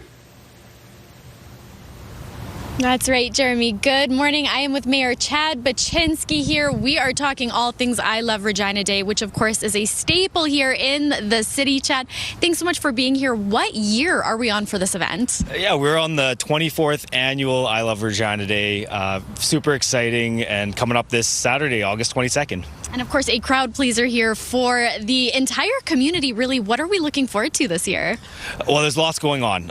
Everything from a free barbecue. We'll have hamburgers getting served. We're going to have live entertainment, over 50 vendors. We're going to have a live stage, lots of music. Our headliner is the Grassroots Collective Band, which will be on the headliner on the main stage. We're going to have Camp Easter Seals, having people rappel down Hill Tower 2. And we're also going to have the farmers market going on downtown. So lots and lots of things going on for I Love Regina Day this year. All right, so tons of great events that are of course free. So feel free to bring your family down. This is a great way to spend a day, especially a Saturday. So since your time in the mayor position, how have you seen people respond to this? What is the public feedback? Well, I think, in a time when everything's more expensive and it's tougher, I think, it's something where we can come together as a community. It's a free event. It's open to absolutely everybody in the community. And it's a chance for us to get together, celebrate our city, and have some fun together. All right, so there's tons going on, but I'm very curious. What are you most looking forward to?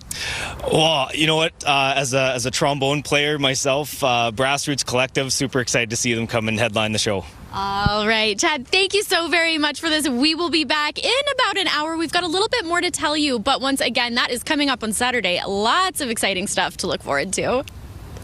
All right, Janelle, thank you. We'll check back in with you next hour.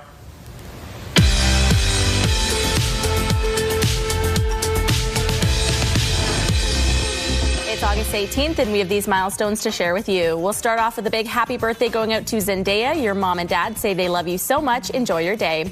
And happy birthday wishes also going out to Megan. We hope you have a wonderful birthday. Lots of love from your whole family. And also celebrating today is Andrew for his 44th birthday. Have a great one. Lots of love from Ashley and Jessica. Milestones, brought to you by Harbor Landing Village, an award-winning senior care and living community in Regina. If you have a milestone coming up, send us an email to yourmorningsaskatchewan@ctv.ca or simply scan that QR code on your screen. Please send those in at least one day in advance. I know that, Megan, in celebrating milestones there. How are you celebrating? We had a little celebration over the weekend here, but tonight we'll make her some supper. I baked a cheesecake for her yesterday, which is cooling in the fridge, so we're going to play a little cheesecake roulette and see if that turned out later tonight, too. I have my doubts. I think I've made maybe 4 in my life, so I don't know. It didn't look quite right sitting in the fridge, but it's cheesecake. We'll try it out. Radio-wise today, we're talking Columbia House. Remember this? Like back in the day, you'd give them a penny and they'd give you 12 CDs, and then you'd be like on the line for all time. If you've done this, I want to hear from you because I did not know they were still around, but they are officially wrapping up after over 70 years in the business. Plus Country Minute on the way. What does Riley Green do with all of those bras that are thrown at him? We'll let you know. And $100 to Cornwall Centre could be yours for back to school shopping coming up at 8:40 with their workday warm up. I've tried to explain to the kids the 12 CDs for a penny thing. It doesn't get. Hey, you have to explain what Columbia House is, what a penny is, and BMG. What a CD is now. I know all of these things and how the pencil works with the cassette tape. We're gonna play song roulette because happy birthday, Megan. Next song, let's send it out to her for me. What is it? White Horse, Chris Stapleton. Oh, it's okay. That's all right. That's an okay one. We've had a good run. Not too bad. We'll see you tomorrow.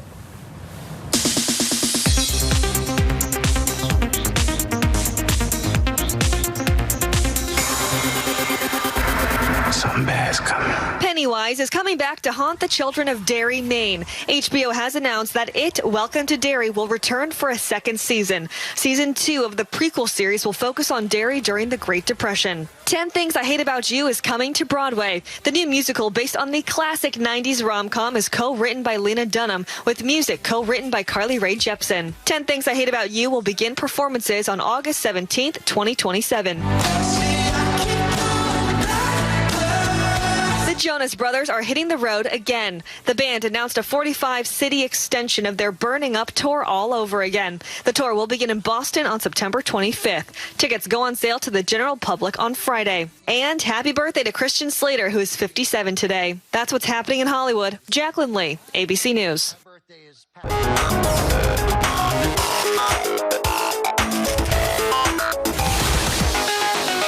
Well, I've long said that Tuesday gives Monday a bad name, right? So let's brighten the mood a little bit. You are my sunshine, my only sunshine, who made me happy, big factor. You are my sunshine, my only sunshine, who made me happy. Hadley just nails it. You are my sunshine. But pick up the pace. Let's go. This is so cute. I hope they keep this video forever. Little fella. All right, let's go to a very sweet surprise next.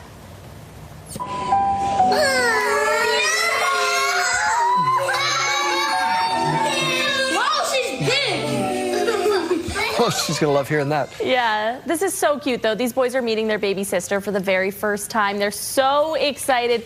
The oldest one even tearing up. He's so emotional. This is the luckiest girl in the world to have 4 loving older brothers. And the unluckiest future boyfriend in the world. Yes. Very protected. Boy, oh boy. Yikes. we have time for one more? Jeremy, go ahead. All right, lying. Not usually a good thing, but sometimes it does pay off like this. Because we're actually not going to Florida. We're actually going to Paris.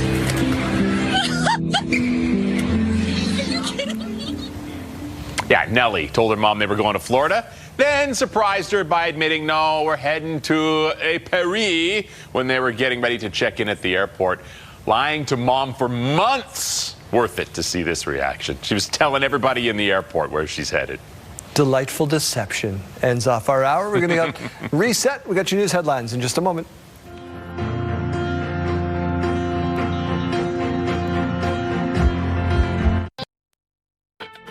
Welcome to Tuesday, August 18th. To discuss in more detail as the negotiations go forward, and I think that's the best forum. Just hours left to reach a deal before those tariffs kick in. It's so important, not just for us who are directly involved, but, for our community and everyone who's been following this story. Campaign underway to remember a woman killed on a Weyburn highway. The Saskatoon Berries are Western Canadian Baseball League champions. The voice of the legendary Les Lazaruk, the Saskatoon Berries, still celebrating their first WCBL crown. Stay with us, Saskatchewan. Your morning starts right now.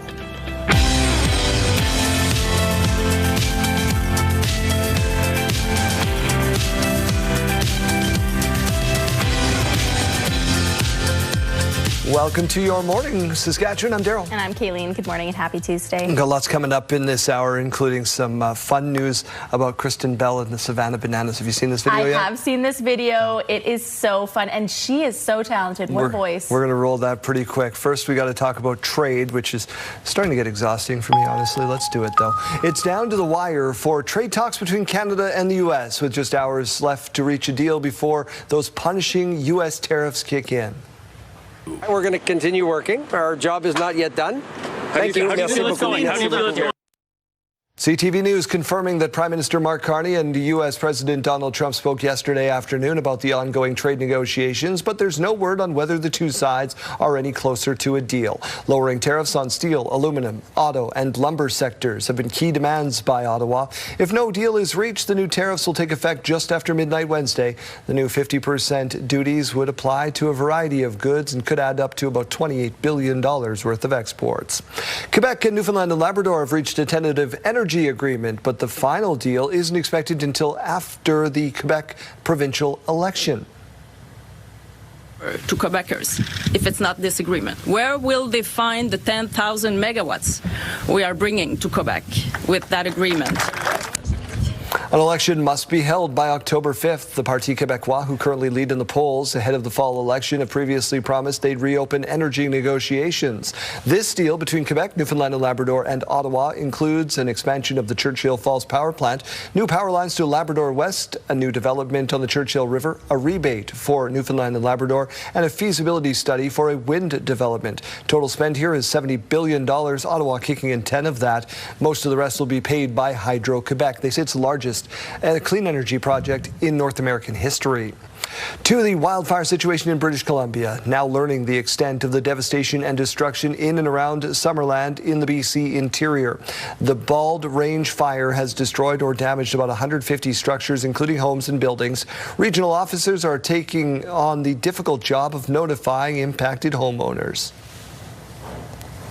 So we need to contact those homeowners who have lost their homes before we let their neighbors back in. So we're doing that now. At one point, 20,000 were forced from their homes, with many returning. The community is not yet out of the woods. The fire burning across more than 210 square kilometers. A resolution to the Strait of Hormuz crisis appears distant today. Just one day after a ceasefire deadline expired, a ship transiting the Strait of Hormuz near Oman was struck by an unidentified projectile. Meanwhile, Oman has come under fire from the U.S. president after holding talks with Iran about reopening the strait. Now, earlier today, Trump posted an uncaptioned image of the strait on his Truth Social platform, circled with a banner reading "New U.S. Territory." It came hours after Trump slammed Oman and said the U.S. would bomb Oman if it gets in the way. I don't think they behaved very well, but we'd handle them very easily, just like we do others. Iran effectively closed the strait in February following an Israeli and U.S. attack, shutting down shipping of about 1/5 of the world's oil supply. Regina's executive committee is scheduled to consider a land acquisition framework related to the city's Saskatchewan Drive corridor plan. The city is looking to acquire 2704 Saskatchewan Drive. They've identified it as necessary to facilitate the expansion and widening of Sask Drive. Now, tomorrow, the city will talk about the plan and the vision for the area and where negotiations are with the current landowner. Widening the road was first approved in 2017 as part of the Transportation Master Plan. The budget for it was approved in 2022. They expanded the budget for it in 2023. Executive committee meets tomorrow morning at 9 a.m. A home in Saskatoon has been told to stop construction. Jeremy Dodge, why? Well, Daryl, the nearly completed 3-story home on University Drive is 1.4 meters over the 8.5-meter height limit, and it's also too wide. The city conducted 11 inspections during construction. None of them flagged the home's height or width. But after an inspection in May, a stop work order was issued. The current owners, Curtis and Rochelle Keln, said they did not know the home violated zoning rules when they bought it in 2025 from the estate of developer Carl Miller, who died in a highway collision in 2023. The board said relaxing the standards would defeat the intent of the zoning bylaw. Keln's declined to comment, saying they're considering their next steps. The decision can be appealed to the Saskatchewan Municipal Board within 30 days. The Saskatoon Forestry Farm, Park and Zoo, mourning the loss of one of its grizzly bears. The zoo announcing Coda was humanely euthanized following a decline in health. The grizzly was a resident of the Saskatoon Zoo for 18 years after being orphaned as a cub in the Jasper area. Coda lived at the Edmonton and Calgary zoos before being transferred to Saskatoon. The zoo celebrated his and his brother Mestea's 20th birthdays last year. A card will be available for the public to sign at the Kinsman Bear Habitat later this week. Well, Daryl, more sunny escapes coming to our airports. That's right, an increase from WestJet, who announced yesterday they've increased capacity by 64% for flights leaving Regina heading to sunny south destinations, 77% in Saskatoon. Regina Airport Authority thrilled by the news. Well, having any new service creates excitement in our market. Great for travel agents, of course, to sell a new product, but also gives an additional Mexico getaway. That now means 4 Mexico destinations are available as a non-stop flight from YQR. Mazatlan, Puerto Vallarta, Cancun, and now Cabo. Saskatoon, as I said, 77% increase in capacity to flights heading to sun destinations. WestJet will be increasing the number of flights from Regina to Calgary, which also expands options.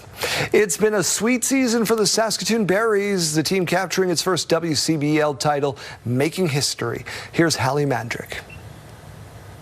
The Saskatoon Berries are Western Canadian Baseball League champions. How about that? In a final score of 11-1 against the Sylvan Lake Gulls, the Berries took the WCBL series in a 2-game sweep at their home field. Crazy, just the feeling of winning it all and just doing it with a great group of guys, seeing so many people from Saskatoon too, just congratulating me. So seeing the city behind everybody was amazing. This is the first time that the Berries have won since joining the league in 2024. The The team won the Harry Hollis Memorial Trophy in front of a packed crowd at Cairns Field on Sunday evening, and postseason MVP Wesley Shackelford says while the team is relatively new, the fan base is strong. It was definitely a surreal experience, especially in the postseason, see how many people would show up to the games. Breaking the attendance record, 2,500 people is definitely the most amount of fans I've ever played in front of. And they were awesome from start to finish the season, just showing up every day. The Berries went 38-18 during the regular season, and while Sunday's big win has quickly become a very special memory, Shackelford shares that this season has been full of moments and new traditions that he already misses. I think I'm going to say my first Wiener Wednesday with the team. That was first Wiener Wednesday. Oh, wearing the Wiener Wednesday jerseys, those are my favorite uniforms I've ever worn. Now, Shackelford and many other players are off to begin the college baseball season, but the season with the Berries has Shackelford hoping that he hasn't seen the last of Saskatoon. But I'm excited. Sad to leave the city of Saskatoon. It's treated me so well, so hopefully might come back here next summer. We'll see. Hallie Mandrick, CTV News, Saskatoon. The Saskatchewan Roughriders no longer in first place in the CFL's West Division, and the head coach felt the team did not meet expectations. We got to have some stops defensively there. Quarterback change, we're prepared for. We got to execute. Offensively, we struggled. Special teams, we took some crucial penalties there. So penalties, turnovers, you can't lose those battles within the game, and we lost those. So that's bad ball, man. And you can't play bad ball in professional football. Wasn't all bad news for the Riders. Kicker Alex Hale, who had been under scrutiny for missing a whole bunch of them, he went 4 for 4 in Hamilton. That's good news.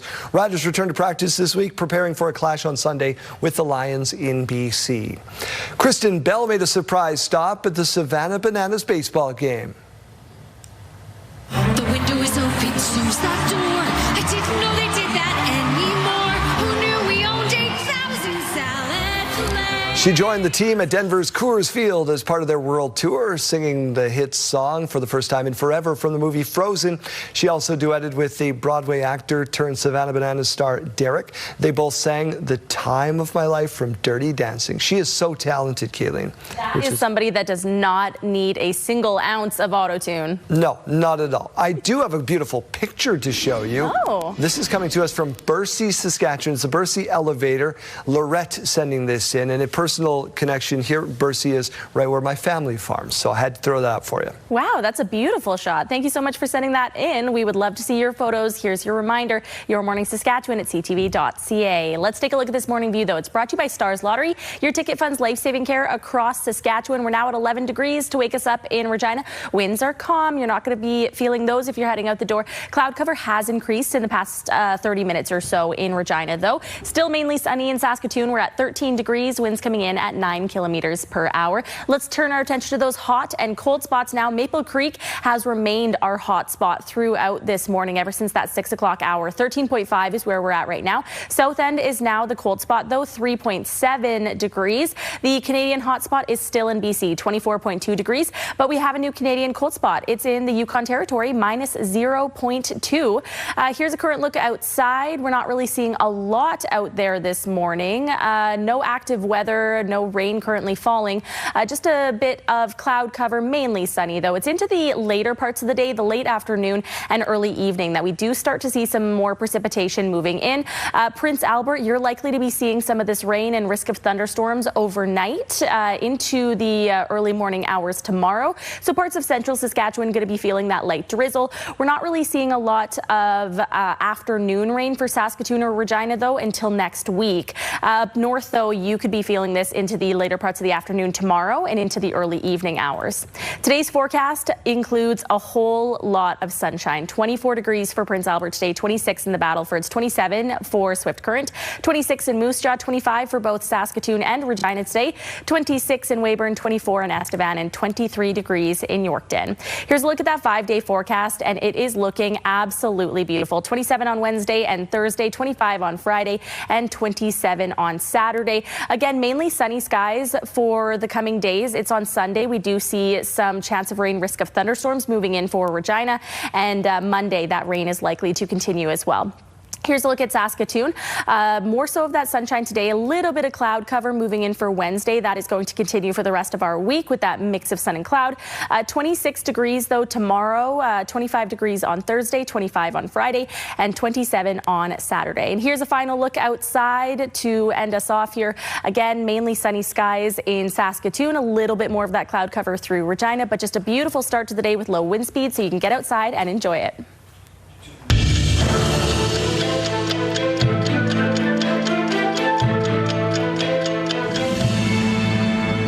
This day in history, August 18th, 1896, the Canadian government issued the first patent for an invention in Canada. It went to William Hamilton of Toronto, who designed a machine for measuring liquids. August 18th, 2008, Canadian gymnast Karen Coburn won silver in women's trampoline at the Beijing Games. And August 18th, 2016, Erica Wiebe won gold in the women's freestyle 75 kg for wrestling at the Rio Olympics.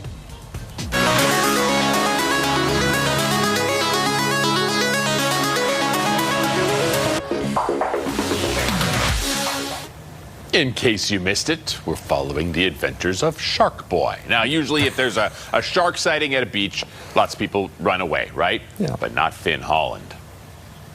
Flipped him over from his back to his stomach, and I grabbed his tail slowly with subtle touch and pulled him, dragged him into the water. Yeah, this was Saturday afternoon. 15-year-old went down to the beach on the Bay of Fundy after hearing a shark had been beached. So he quickly decided the best way to get the shark back in the water would be to drag him in himself. Now, this thing likely weighed more than 100 pounds. Oh boy. It was about 2 meters long, so not a simple move. His mom said she was a little worried they'd be taking Finn to the hospital after the rescue, but instead he's come away with some pride, and he's done a great deed with a story to tell for years to come. Do you think the shark is going to say Finn is friend, not food, or he's going to turn around and take a bite out of his leg? Just the perfect name for a shark rescuer. I want to know what kind of shark it was. But it's a pet fin shark is what that is. Boy, oh boy. You can find those at your favorite sunny destination, which is what we're talking about because of that expansion of flights from WestJet today. You got some answers where people want to go? Yeah. First of all, though, I had to put this one. Somebody write in saying that they are from Success, Saskatchewan. I told you it's beautiful this time of year. So why would you want to leave all that sunshine? But they would go. No. I still want a City of Success shirt or something. I need to have that. Mossel Bay, South Africa. The ocean, the sun, the white beach. I've never been, but I would love to go. I call it a city. There's like 30 people live there probably. It's small. Hey, at least one of them watches this show. And I love them for it. Sally Matt from Coronach saying we love Maui, beautiful beaches and ocean, relaxing by just soaking up the sunshine. Been there 15 times. Looking forward to our 16th time. Donna from Yorkton also agreeing it's got to be Maui, Hawaii. I want to go 15, almost 16 times. If you find a spot you like, you can go. Yeah. Lori saying I'd go anywhere really, but I love Punta Cana in the Dominican. And Tammy saying I've only been to one sunny destination, so I am biased. It is in Honduras. Beautiful. I've heard it's beautiful. With a 2 and a 5, good luck getting there anytime soon for me. Yeah. All right. Thank you so much to everybody who answered today's question of the day. We hope you get your sunny destination vacation soon.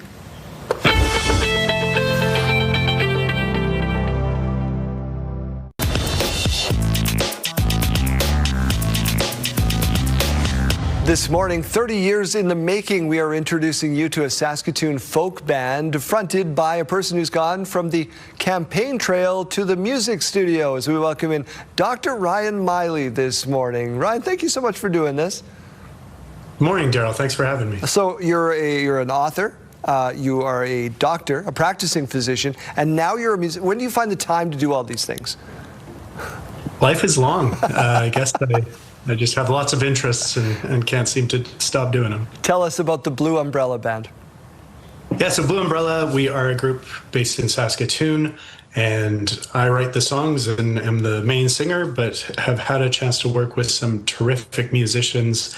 There's Sam Corbett from Sheepdogs and now his band Nutana, and Tyson McShane, who fronts the indie band Slow Down Molasses. There's Luke Riles, who was with the Fjords, and Burke Barlow, who was with Deep Dark Woods. And we've had a chance over the last year and a half or so to put some songs together and get into the studio. we even put out this record. So it's been a lot of fun. Yeah, we put out this album just a few weeks ago. It's called Recklessly Yours. Dozen songs on there, mostly originals, a couple covers, and yeah, having a ton of fun with it. What's music mean to you? You know, I come home from the rehearsals and the shows, and I'm just floating a little bit above the ground. It's just so much fun to get together to jam with good musicians and have it come out sounding nice. So that part of it, it's maybe even a little bit of therapy. And you know, I've been writing songs and just thinking about ideas and how to express them in song for years and years, and it's really nice to be able to turn that into a recording and play some shows. Most artists that I speak to are not very structured, but most politicians and doctors I speak to are extremely structured. So how do the two mesh for you? You know, it may be that maybe I'm no great artist. I hope I'm bringing something together that's worthwhile, but I'm pretty good at getting the band together and organizing and thinking through what we need to do to get the songs recorded. So who knows, maybe that's the biggest talent I bring.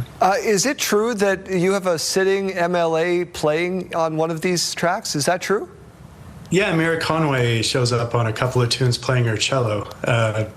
We covered a Leonard Cohen song called Old Revolution, and it turned out really beautifully thanks to her cello playing. And August 29th, you've got an album release party. Yeah, we're at Amigos here in Saskatoon. August 29th, it's a Saturday night, doing our release party for Recklessly Yours. Should be a lot of fun. Okay, so promise me that when you take that tour through here in Regina in the Queen City, we have studio space, we can plug in all your guitars, and you'll perform for us on the show. Oh, I would love that. That would be terrific. All right, Ryan, good luck with the album. Good luck with the release party. Thanks, Daryl. Have a great day.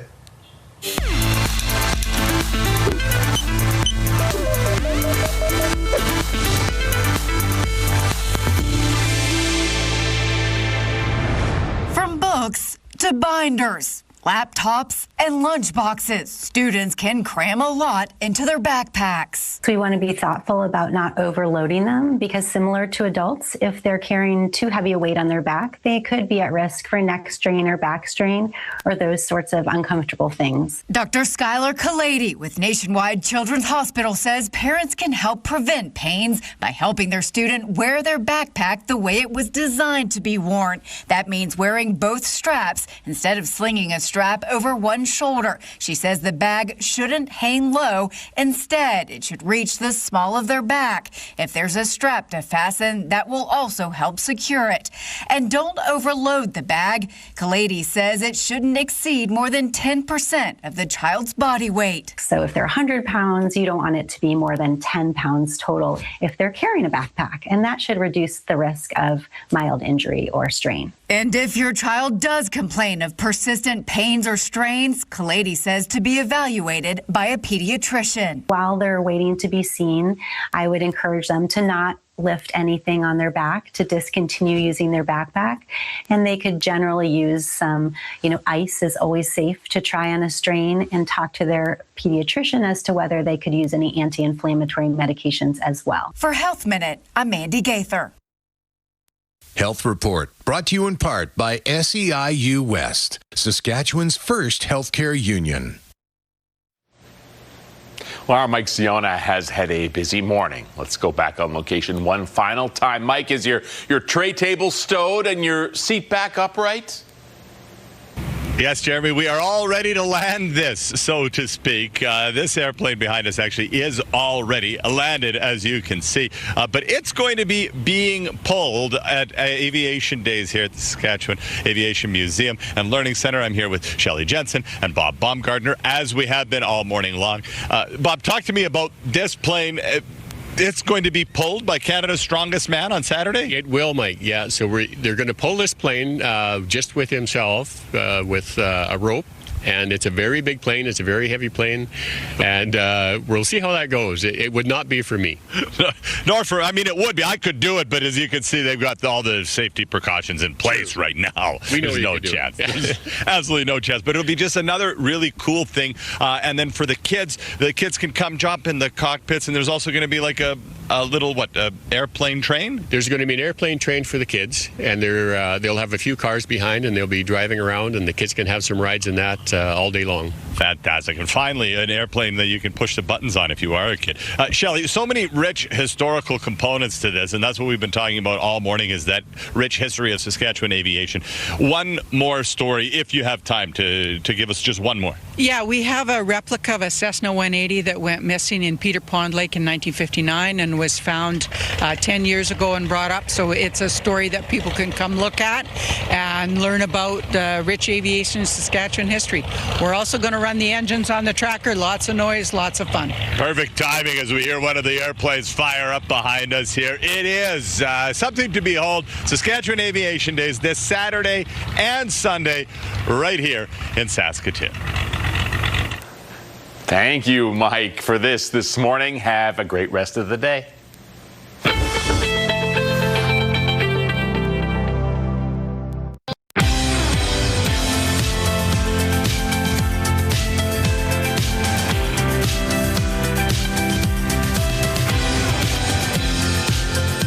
John, say good morning. It is 8:30 on the nose. Demolition now underway at the site of one of Canada's deadliest mass shootings. It feels like it's been a long time in coming. On the other hand, it's only been 6 months since this tragedy. Crews have started to tear down Tumbler Ridge Secondary School in northern BC. 5 children and 1 education assistant were killed at the school earlier this year. The 18-year-old shooter died inside the school after killing 2 family members at home before carrying out that attack. Once the building is fully removed, the site will be restored to grass and discarded building materials will be taken to landfills outside town. The demolition will be carried out in phases. The BC Premier announced a new school will be made available as quick as possible. After completing the design phase, the Swift Current Comprehensive High School renovation project is now accepting bids from contractors and tradespeople. Approved in 2024, the renovations include new HVAC and electrical systems, asbestos remediation, fire suppression, and other building upgrades. The deadline for contractors and tradespeople to submit their quotes is September 3rd. It's almost been 1 year since the shooting death of Tanya Myers while traveling in a vehicle outside of Weyburn, and a local campaign is underway so that her name will be remembered for years to come. Myers had a love for cats, nursing strays and then bringing them to the Weyburn Humane Society. The fundraiser is hoping to name a room after Myers at the nearly complete animal shelter. Those behind the drive say it's a way to remember her outside of her untimely death. It's so important, not just for us who are directly involved, but, for our community and everyone who's been following the story, just to see something positive come from something so tragic because, through no fault of her own, it just happened, and it's so unfair. $30,000 in total needed for the name change. So far, only $2,000 has been raised. Doctors are warning about the spread of misinformation surrounding an essential vitamin for newborn babies. Established, much needed, very routine biomedical procedure. Okay, well, maybe more parents are refusing an injection of vitamin K for newborns at birth. It's been a common practice in Canada since the early 60s. It helps with blood clotting to prevent brain bleeds. Babies are born with a vitamin K deficiency, and the shot is meant to prevent a rare but potentially deadly for a condition known as vitamin K deficiency bleeding. It's also leading to long-term brain damage in some cases. Those opposed to the shot list a number of reasons why, including concerns about ingredients, preservatives, and debunked links to leukemia. It's not clear how many Canadian parents are declining the shots, but new studies from Sweden show the refusal rate has more than doubled from 2006 to 2021. A Saskatoon gymnast is working toward the ultimate goal of reaching the Olympic Games, and he's got an Olympic pedigree to go with it. Here's Laura Woodward. A little chalk and a lot of repetition. 20-year-old Jordan Carroll has his sights set on the 2028 Olympic Games. Oh, it's been my dream since I was a little kid. Like I've been saying this all the time, but I've actually had dreams of me competing in the Olympics, and I'll wake up and be like, I was just competing in the Olympics. I just did a great routine for the Olympic crowd. And Olympic dreams run in Carroll's family. His sister represented Canada in artistic swimming at the Paris Games, and his mom competed in diving at the 1992 Olympics in Barcelona. I saw my sister go, I've heard stories of my mom going, and I want to make it my own story. His gymnastics story started when he was 6, and coach Marco Spikis has been by his side. Sometimes I feel like the second parent because you spend so much hours, especially in the young age. And those years of training are paying off. Carroll recently won golds in pommel horse at the Commonwealth Games, putting up a score of 15, a personal best. Me and my coach have been pushing for 15s for a really long time, and this is the first time I ever got it. And to do it on that big stage, it felt perfect. Carroll is looking to ride that wave of momentum, getting ready for World Trials next month in Montreal, hoping to earn a spot at the World Championships, with the Olympics as the ultimate goal, not just for Carroll, but for the coach who's watched him grow up in this gym. I have goosebumps. So that's mean everything, because that's when you work with athletes, they have that potential, and that's your biggest goal. Laura Woodward, CTV News, Saskatoon. It was a successful Special Olympics Canada Summer Games for Saskatchewan. The team won more than 20 medals in Medicine Hat, with a gymnast winning 5 gold medals. Powerlifter, another 4. Jacob Carr has the story of another golden athlete who achieved something every golfer dreams of.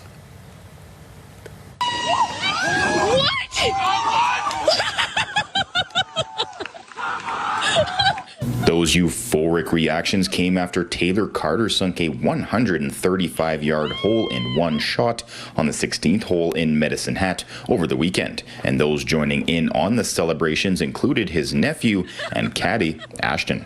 I asked my nephew what club I should use, and he said 9-iron. And after I grabbed it and lined up, I felt really confident with the club, and I just went for it. According to Carter's mother, Charlene, this isn't the first time that Taylor has accomplished the very rare feat of a hole-in-one. And he had plastic clubs, because that's how Taylor started his little golf career, and he ended up with a hole-in-one on a par 3 when he was 4 years old. Sinking an eagle on a par 3 at just 4 years old, one might say Carter was destined for success, and the now 33-year-old says the clip of the shot has gone viral on the internet. It's been really insane to see that many people commenting and people going bananas as much as I did, and seeing TSN and Special Canada post it. Executive Director of Special Olympics Saskatchewan, Rayanne Holayan, told CTV News that she had never seen a shot of the magnitude completed on such a big stage. That was absolutely all the fans cheering from Special Olympics Saskatchewan about the hole-in-one as well.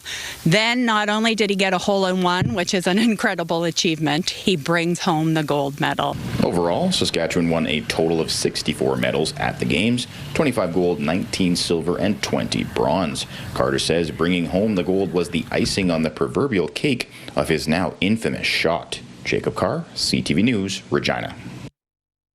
Another news this morning is trending rather. Former Prime Minister Justin Trudeau and his girlfriend Katy Perry showed off some moves and some love for Trudeau's son in Montreal this weekend. In the Home Hardware on St. Laurent Street. Video was posted by Justin's son Xavier Trudeau to promote his new song Downtown, which is now streaming. Xavier posted it with the caption, "Tag me in your reaction videos." Video shows Trudeau dancing in a Home Hardware in Montreal as it plays on the background. Just a dad doing dad things, I guess. I could just feel all of Saskatchewan just cringing in anger at the fact I mean, I feel like that would be something you would do to support your kid, though. I mean, I don't know if I'd be holding the plunger. Eh. Maybe. Maybe. Maybe. Never say never. Let's turn our attention to the weather center now, though. It's been a cooler start to the day in Saskatchewan. Right now, though, we're at 11 degrees, so things are improving. In Regina, at least, a mix of sun and cloud. The clouds have been increasing a little bit more down through Regina compared to Saskatoon. We're seeing a lot more sunshine there. 13 degrees, winds coming in at 9 kilometers per hour. Winds for Saskatoon and Regina and really most of the province not going to be increasing all too much today. We're seeing much higher wind gusts over in Manitoba. You do see a little bit of red and yellow creeping in later on in the afternoon right along that southern border with the United States. That's coming in from Alberta there. Not worrying too much about that unless we are joining us this morning from that far, far southwest corner of the province. Other than that, winds are going to be very calm today. Current temperatures out there, we're still seeing a little bit of that blue color in the far north. 5 degrees in Stony Rapids, 8 degrees in South End, 12 degrees in Nipawin right now, 12 degrees in Melfort, and 10 degrees in Hudson Bay. A lot of improvements down south, really only seeing that green color there. So 16 degrees in East End now, 14 in Swift Current, 12 degrees in Assiniboia, Weyburn, and Estevan, 14 in Yorkton, and 13 degrees right now in Wynyard. Into the afternoon, it is going to be a beautiful day out there with a lot of sunshine. 27 degrees in Swift Current today, 26 in Moose Jaw, 26 in Weyburn, and 24 in Estevan. Saskatoon and Regina both peaking at 25 degrees today with that sunshine, 23 in Yorkton, 24 in Prince Albert. So again, really get outside and enjoy today. If you can't today, you have more opportunities for the rest of this week before the rain moves in next week, starting on Sunday, continuing on through Monday afternoon as well. Temperatures are going to be really nice, though. 27 degrees expected for Wednesday and Thursday in Regina, 25 on Friday, 27 on Saturday, and then again rain on Sunday, but that comes with a nice high of 26 degrees and 26 on Monday as well. In Saskatoon, 26 tomorrow, 25 by Thursday, 25 on Friday, 27 degrees on Saturday. A bit more of that cloud cover moving in for Saturday, but still it's going to be a great option to get outside.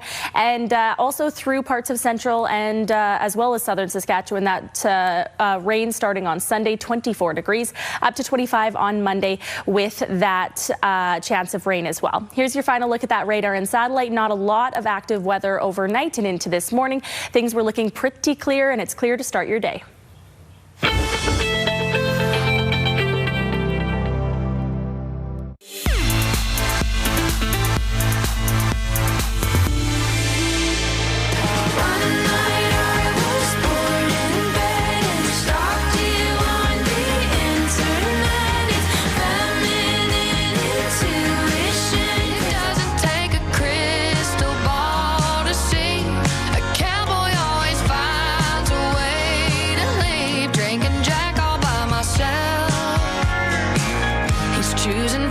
I can tell.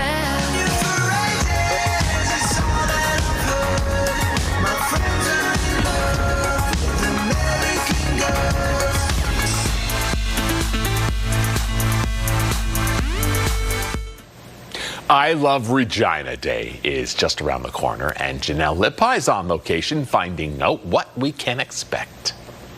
Good morning. I am back down at Victoria Park with Mayor Chad Baczynski. We are talking all things I Love Regina Day. Tons of excitement coming up. Now let's rehash a little bit what we can look forward to, just in case whoever's watching now might have missed it earlier. Yeah, there's going to be a lot to look forward to at I Love Regina Day this year. We've got the main stage, lots of live music with the Grassroots Collective headlining. We're going to have a free barbecue, burgers getting handed out. We're going to have Camp Easter Seals rappelling down from Hill Tower 2.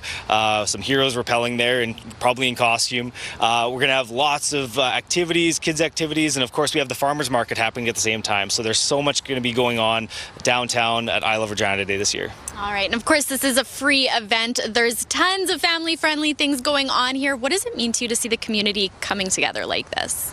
Yeah, for me, it's special to me. It's something that I look forward to and always look forward to bringing my family to. And so, it's just a chance for everybody to come together and have some fun, celebrate our community together, and really enjoy our city. All right, so we of course have things going on at Victoria Park. Talk to me a little bit maybe about the race also. Yeah, before the park opens up a little bit earlier, we'll have the I Love Regina run, and which I'm going to be running the 5K in this year with my son. And so we'll be running before we come over here. So hopefully I can catch my breath before we kick off the activities in the park. Good for you. All right, so really exciting stuff coming up. What are you most looking forward to, of course, amongst this run with your son? Yeah, you know, I think I've said before, I used to play trombone, so I'm really looking forward to the Grassroots Collective band playing on the main stage. So really looking forward to that. Chad, thanks so much for your time this morning. Hey, thanks for having me. All right, well, Saturday is the big day. I Love Regina Day. Tons of fun activities coming up, and it's all free. Awesome. Janelle, thank you so much for that this morning.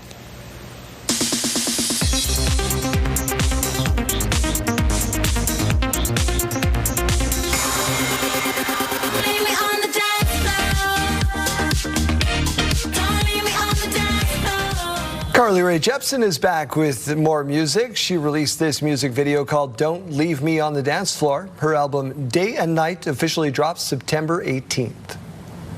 Nothing brave than walking alone. Olivia Dean and Sam Fender have a major milestone on their hands. Their song Rein Me In has scored a record 21st week at #1 on the official singles chart. This is an all-time record for the UK's longest-running #1. The previous record was held back in 1953 by Frankie Lane. I am here today because I am one of the most insanely lucky people in the world and the true source of the luck that brought me here. Thank you to you. Anne Hathaway was honored at the Disney Legends Awards ceremony. She was inducted into Disney's Hall of Fame during the company's fan event. This honor comes 25 years after Hathaway made her screen debut in The Princess Diaries. Hathaway's box office haul this year has hit more than $2 billion over 4 films, and she still has one more movie to be released in October called Verity, alongside Josh Hartnett and Dakota Johnson.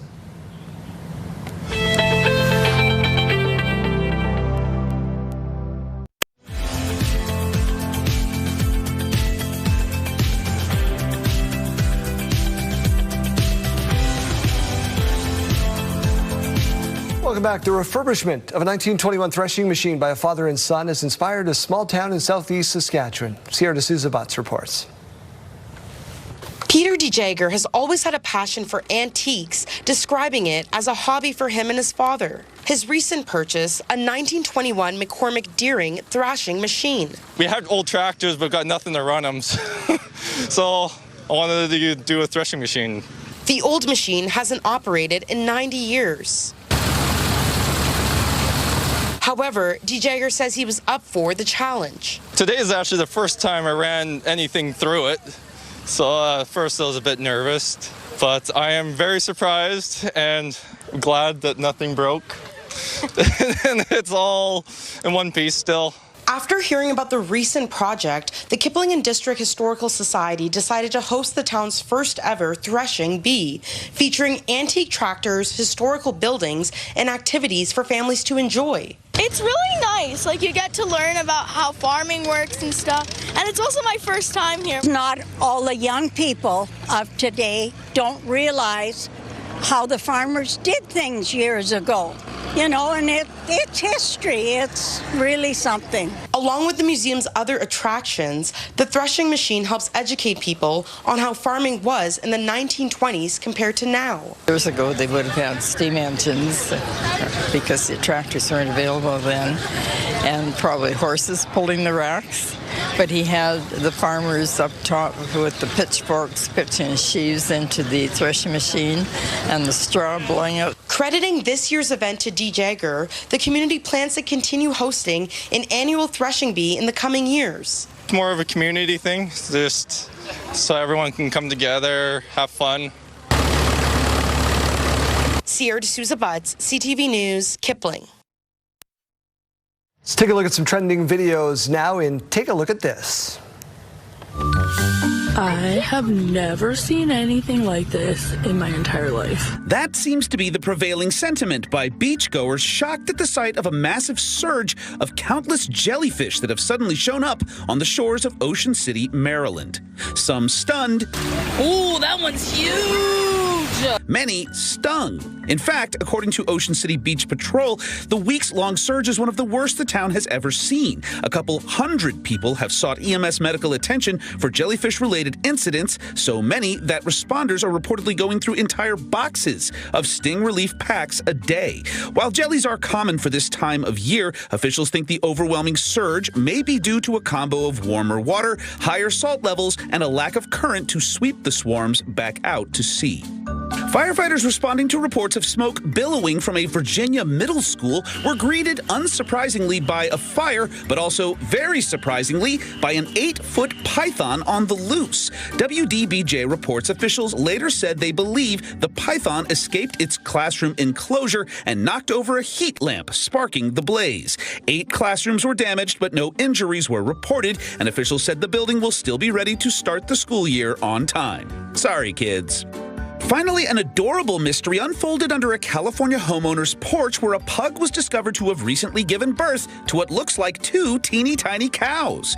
The Oakdale Tiny Paws Rescue welcomed in the trio and say the fam is doing fine, but as far as the mysterious markings on the pups, the rescue says without a DNA test, which they aren't budgeted for, they just don't know. However, they did add one to their Amazon wish list, so if you absolutely must have all the identity mystery tea, you know what to do.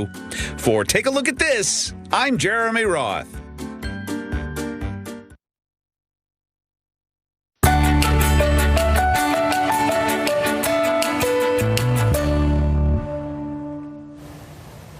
A 100-year-old grandmother is proving that age is just a number, celebrating her birthday by jumping out of a plane, as one does.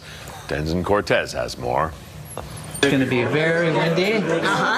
There are easier ways to celebrate your 100th birthday. Wow, I feel like I'm an astronaut. But after a century on Earth, Ruby McNally is ready to see it from a different angle. What's there to be afraid of? I think we're going to 13. That's about 2.5 miles above the planet. Ruby is going skydiving again. My grandson challenged me, and jokingly I said yes, never expecting him to hold me to it. But he did. This was at 80. She came back at 90, and at 100. How's that for a deal?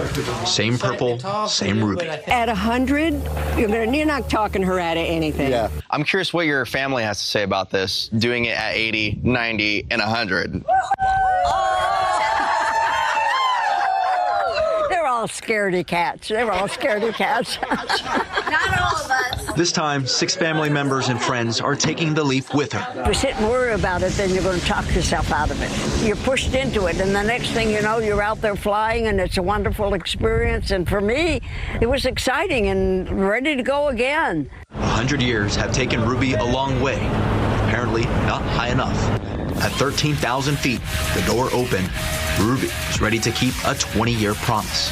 The next thing you know, you're just flying around, and it's a beautiful Earth, and I can't say anything other than it's just plain exciting. And after a few minutes, Ruby was back on that beautiful Earth. With a few of those scaredy cats right behind her. How was it to experience the jump with your grandma? There's not that many other people on planet Earth that can say, hey, I'm going skydiving with my grandma that's 100, you know? I mean, it's pretty special. Grandma, how do you feel right now with your grandchildren experiencing this moment? It's great. It's wonderful. It's wonderful that they enjoy it and want to go and keep me company. I hope that they'll carry on the tradition. And if they do, they've got some catching up to do. Will we see you for 110? I'm aiming for it. I'm aiming for it.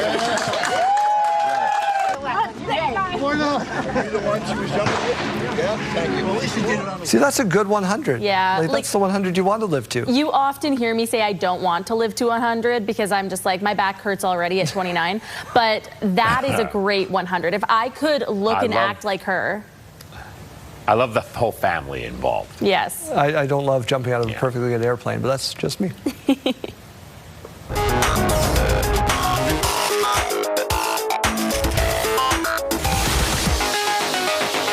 The children in Windsor helped one of the city's largest residents get back to looking the best. I did cleaning the elephant, and they're really fun because you could wash it, so it's like clean and sparkly. Families out in Windsor Sculpture Park to wash up one of the city's massive bronze elephant or two calves. Tembo Wash Day is an annual event, and it's meant to allow families to connect with the park while learning more about the work needed to preserve it. Wow. So they're giving back a little bit.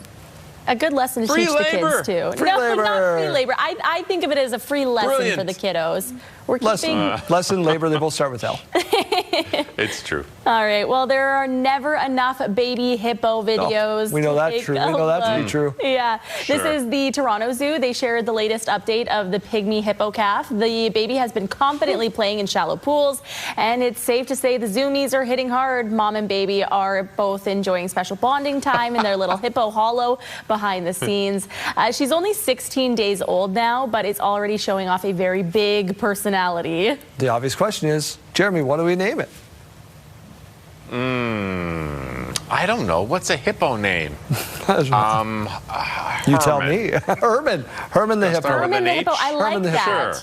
Herman the hippo. All right. I like that. That's a good one. Do we have time for one more? We don't. Thank you so much for spending the day with us today. Yesterday, of course, was Scotty the T-Rex's 35th birthday, if you didn't know. So head on over to the RSM and celebrate accordingly. We're back here tomorrow.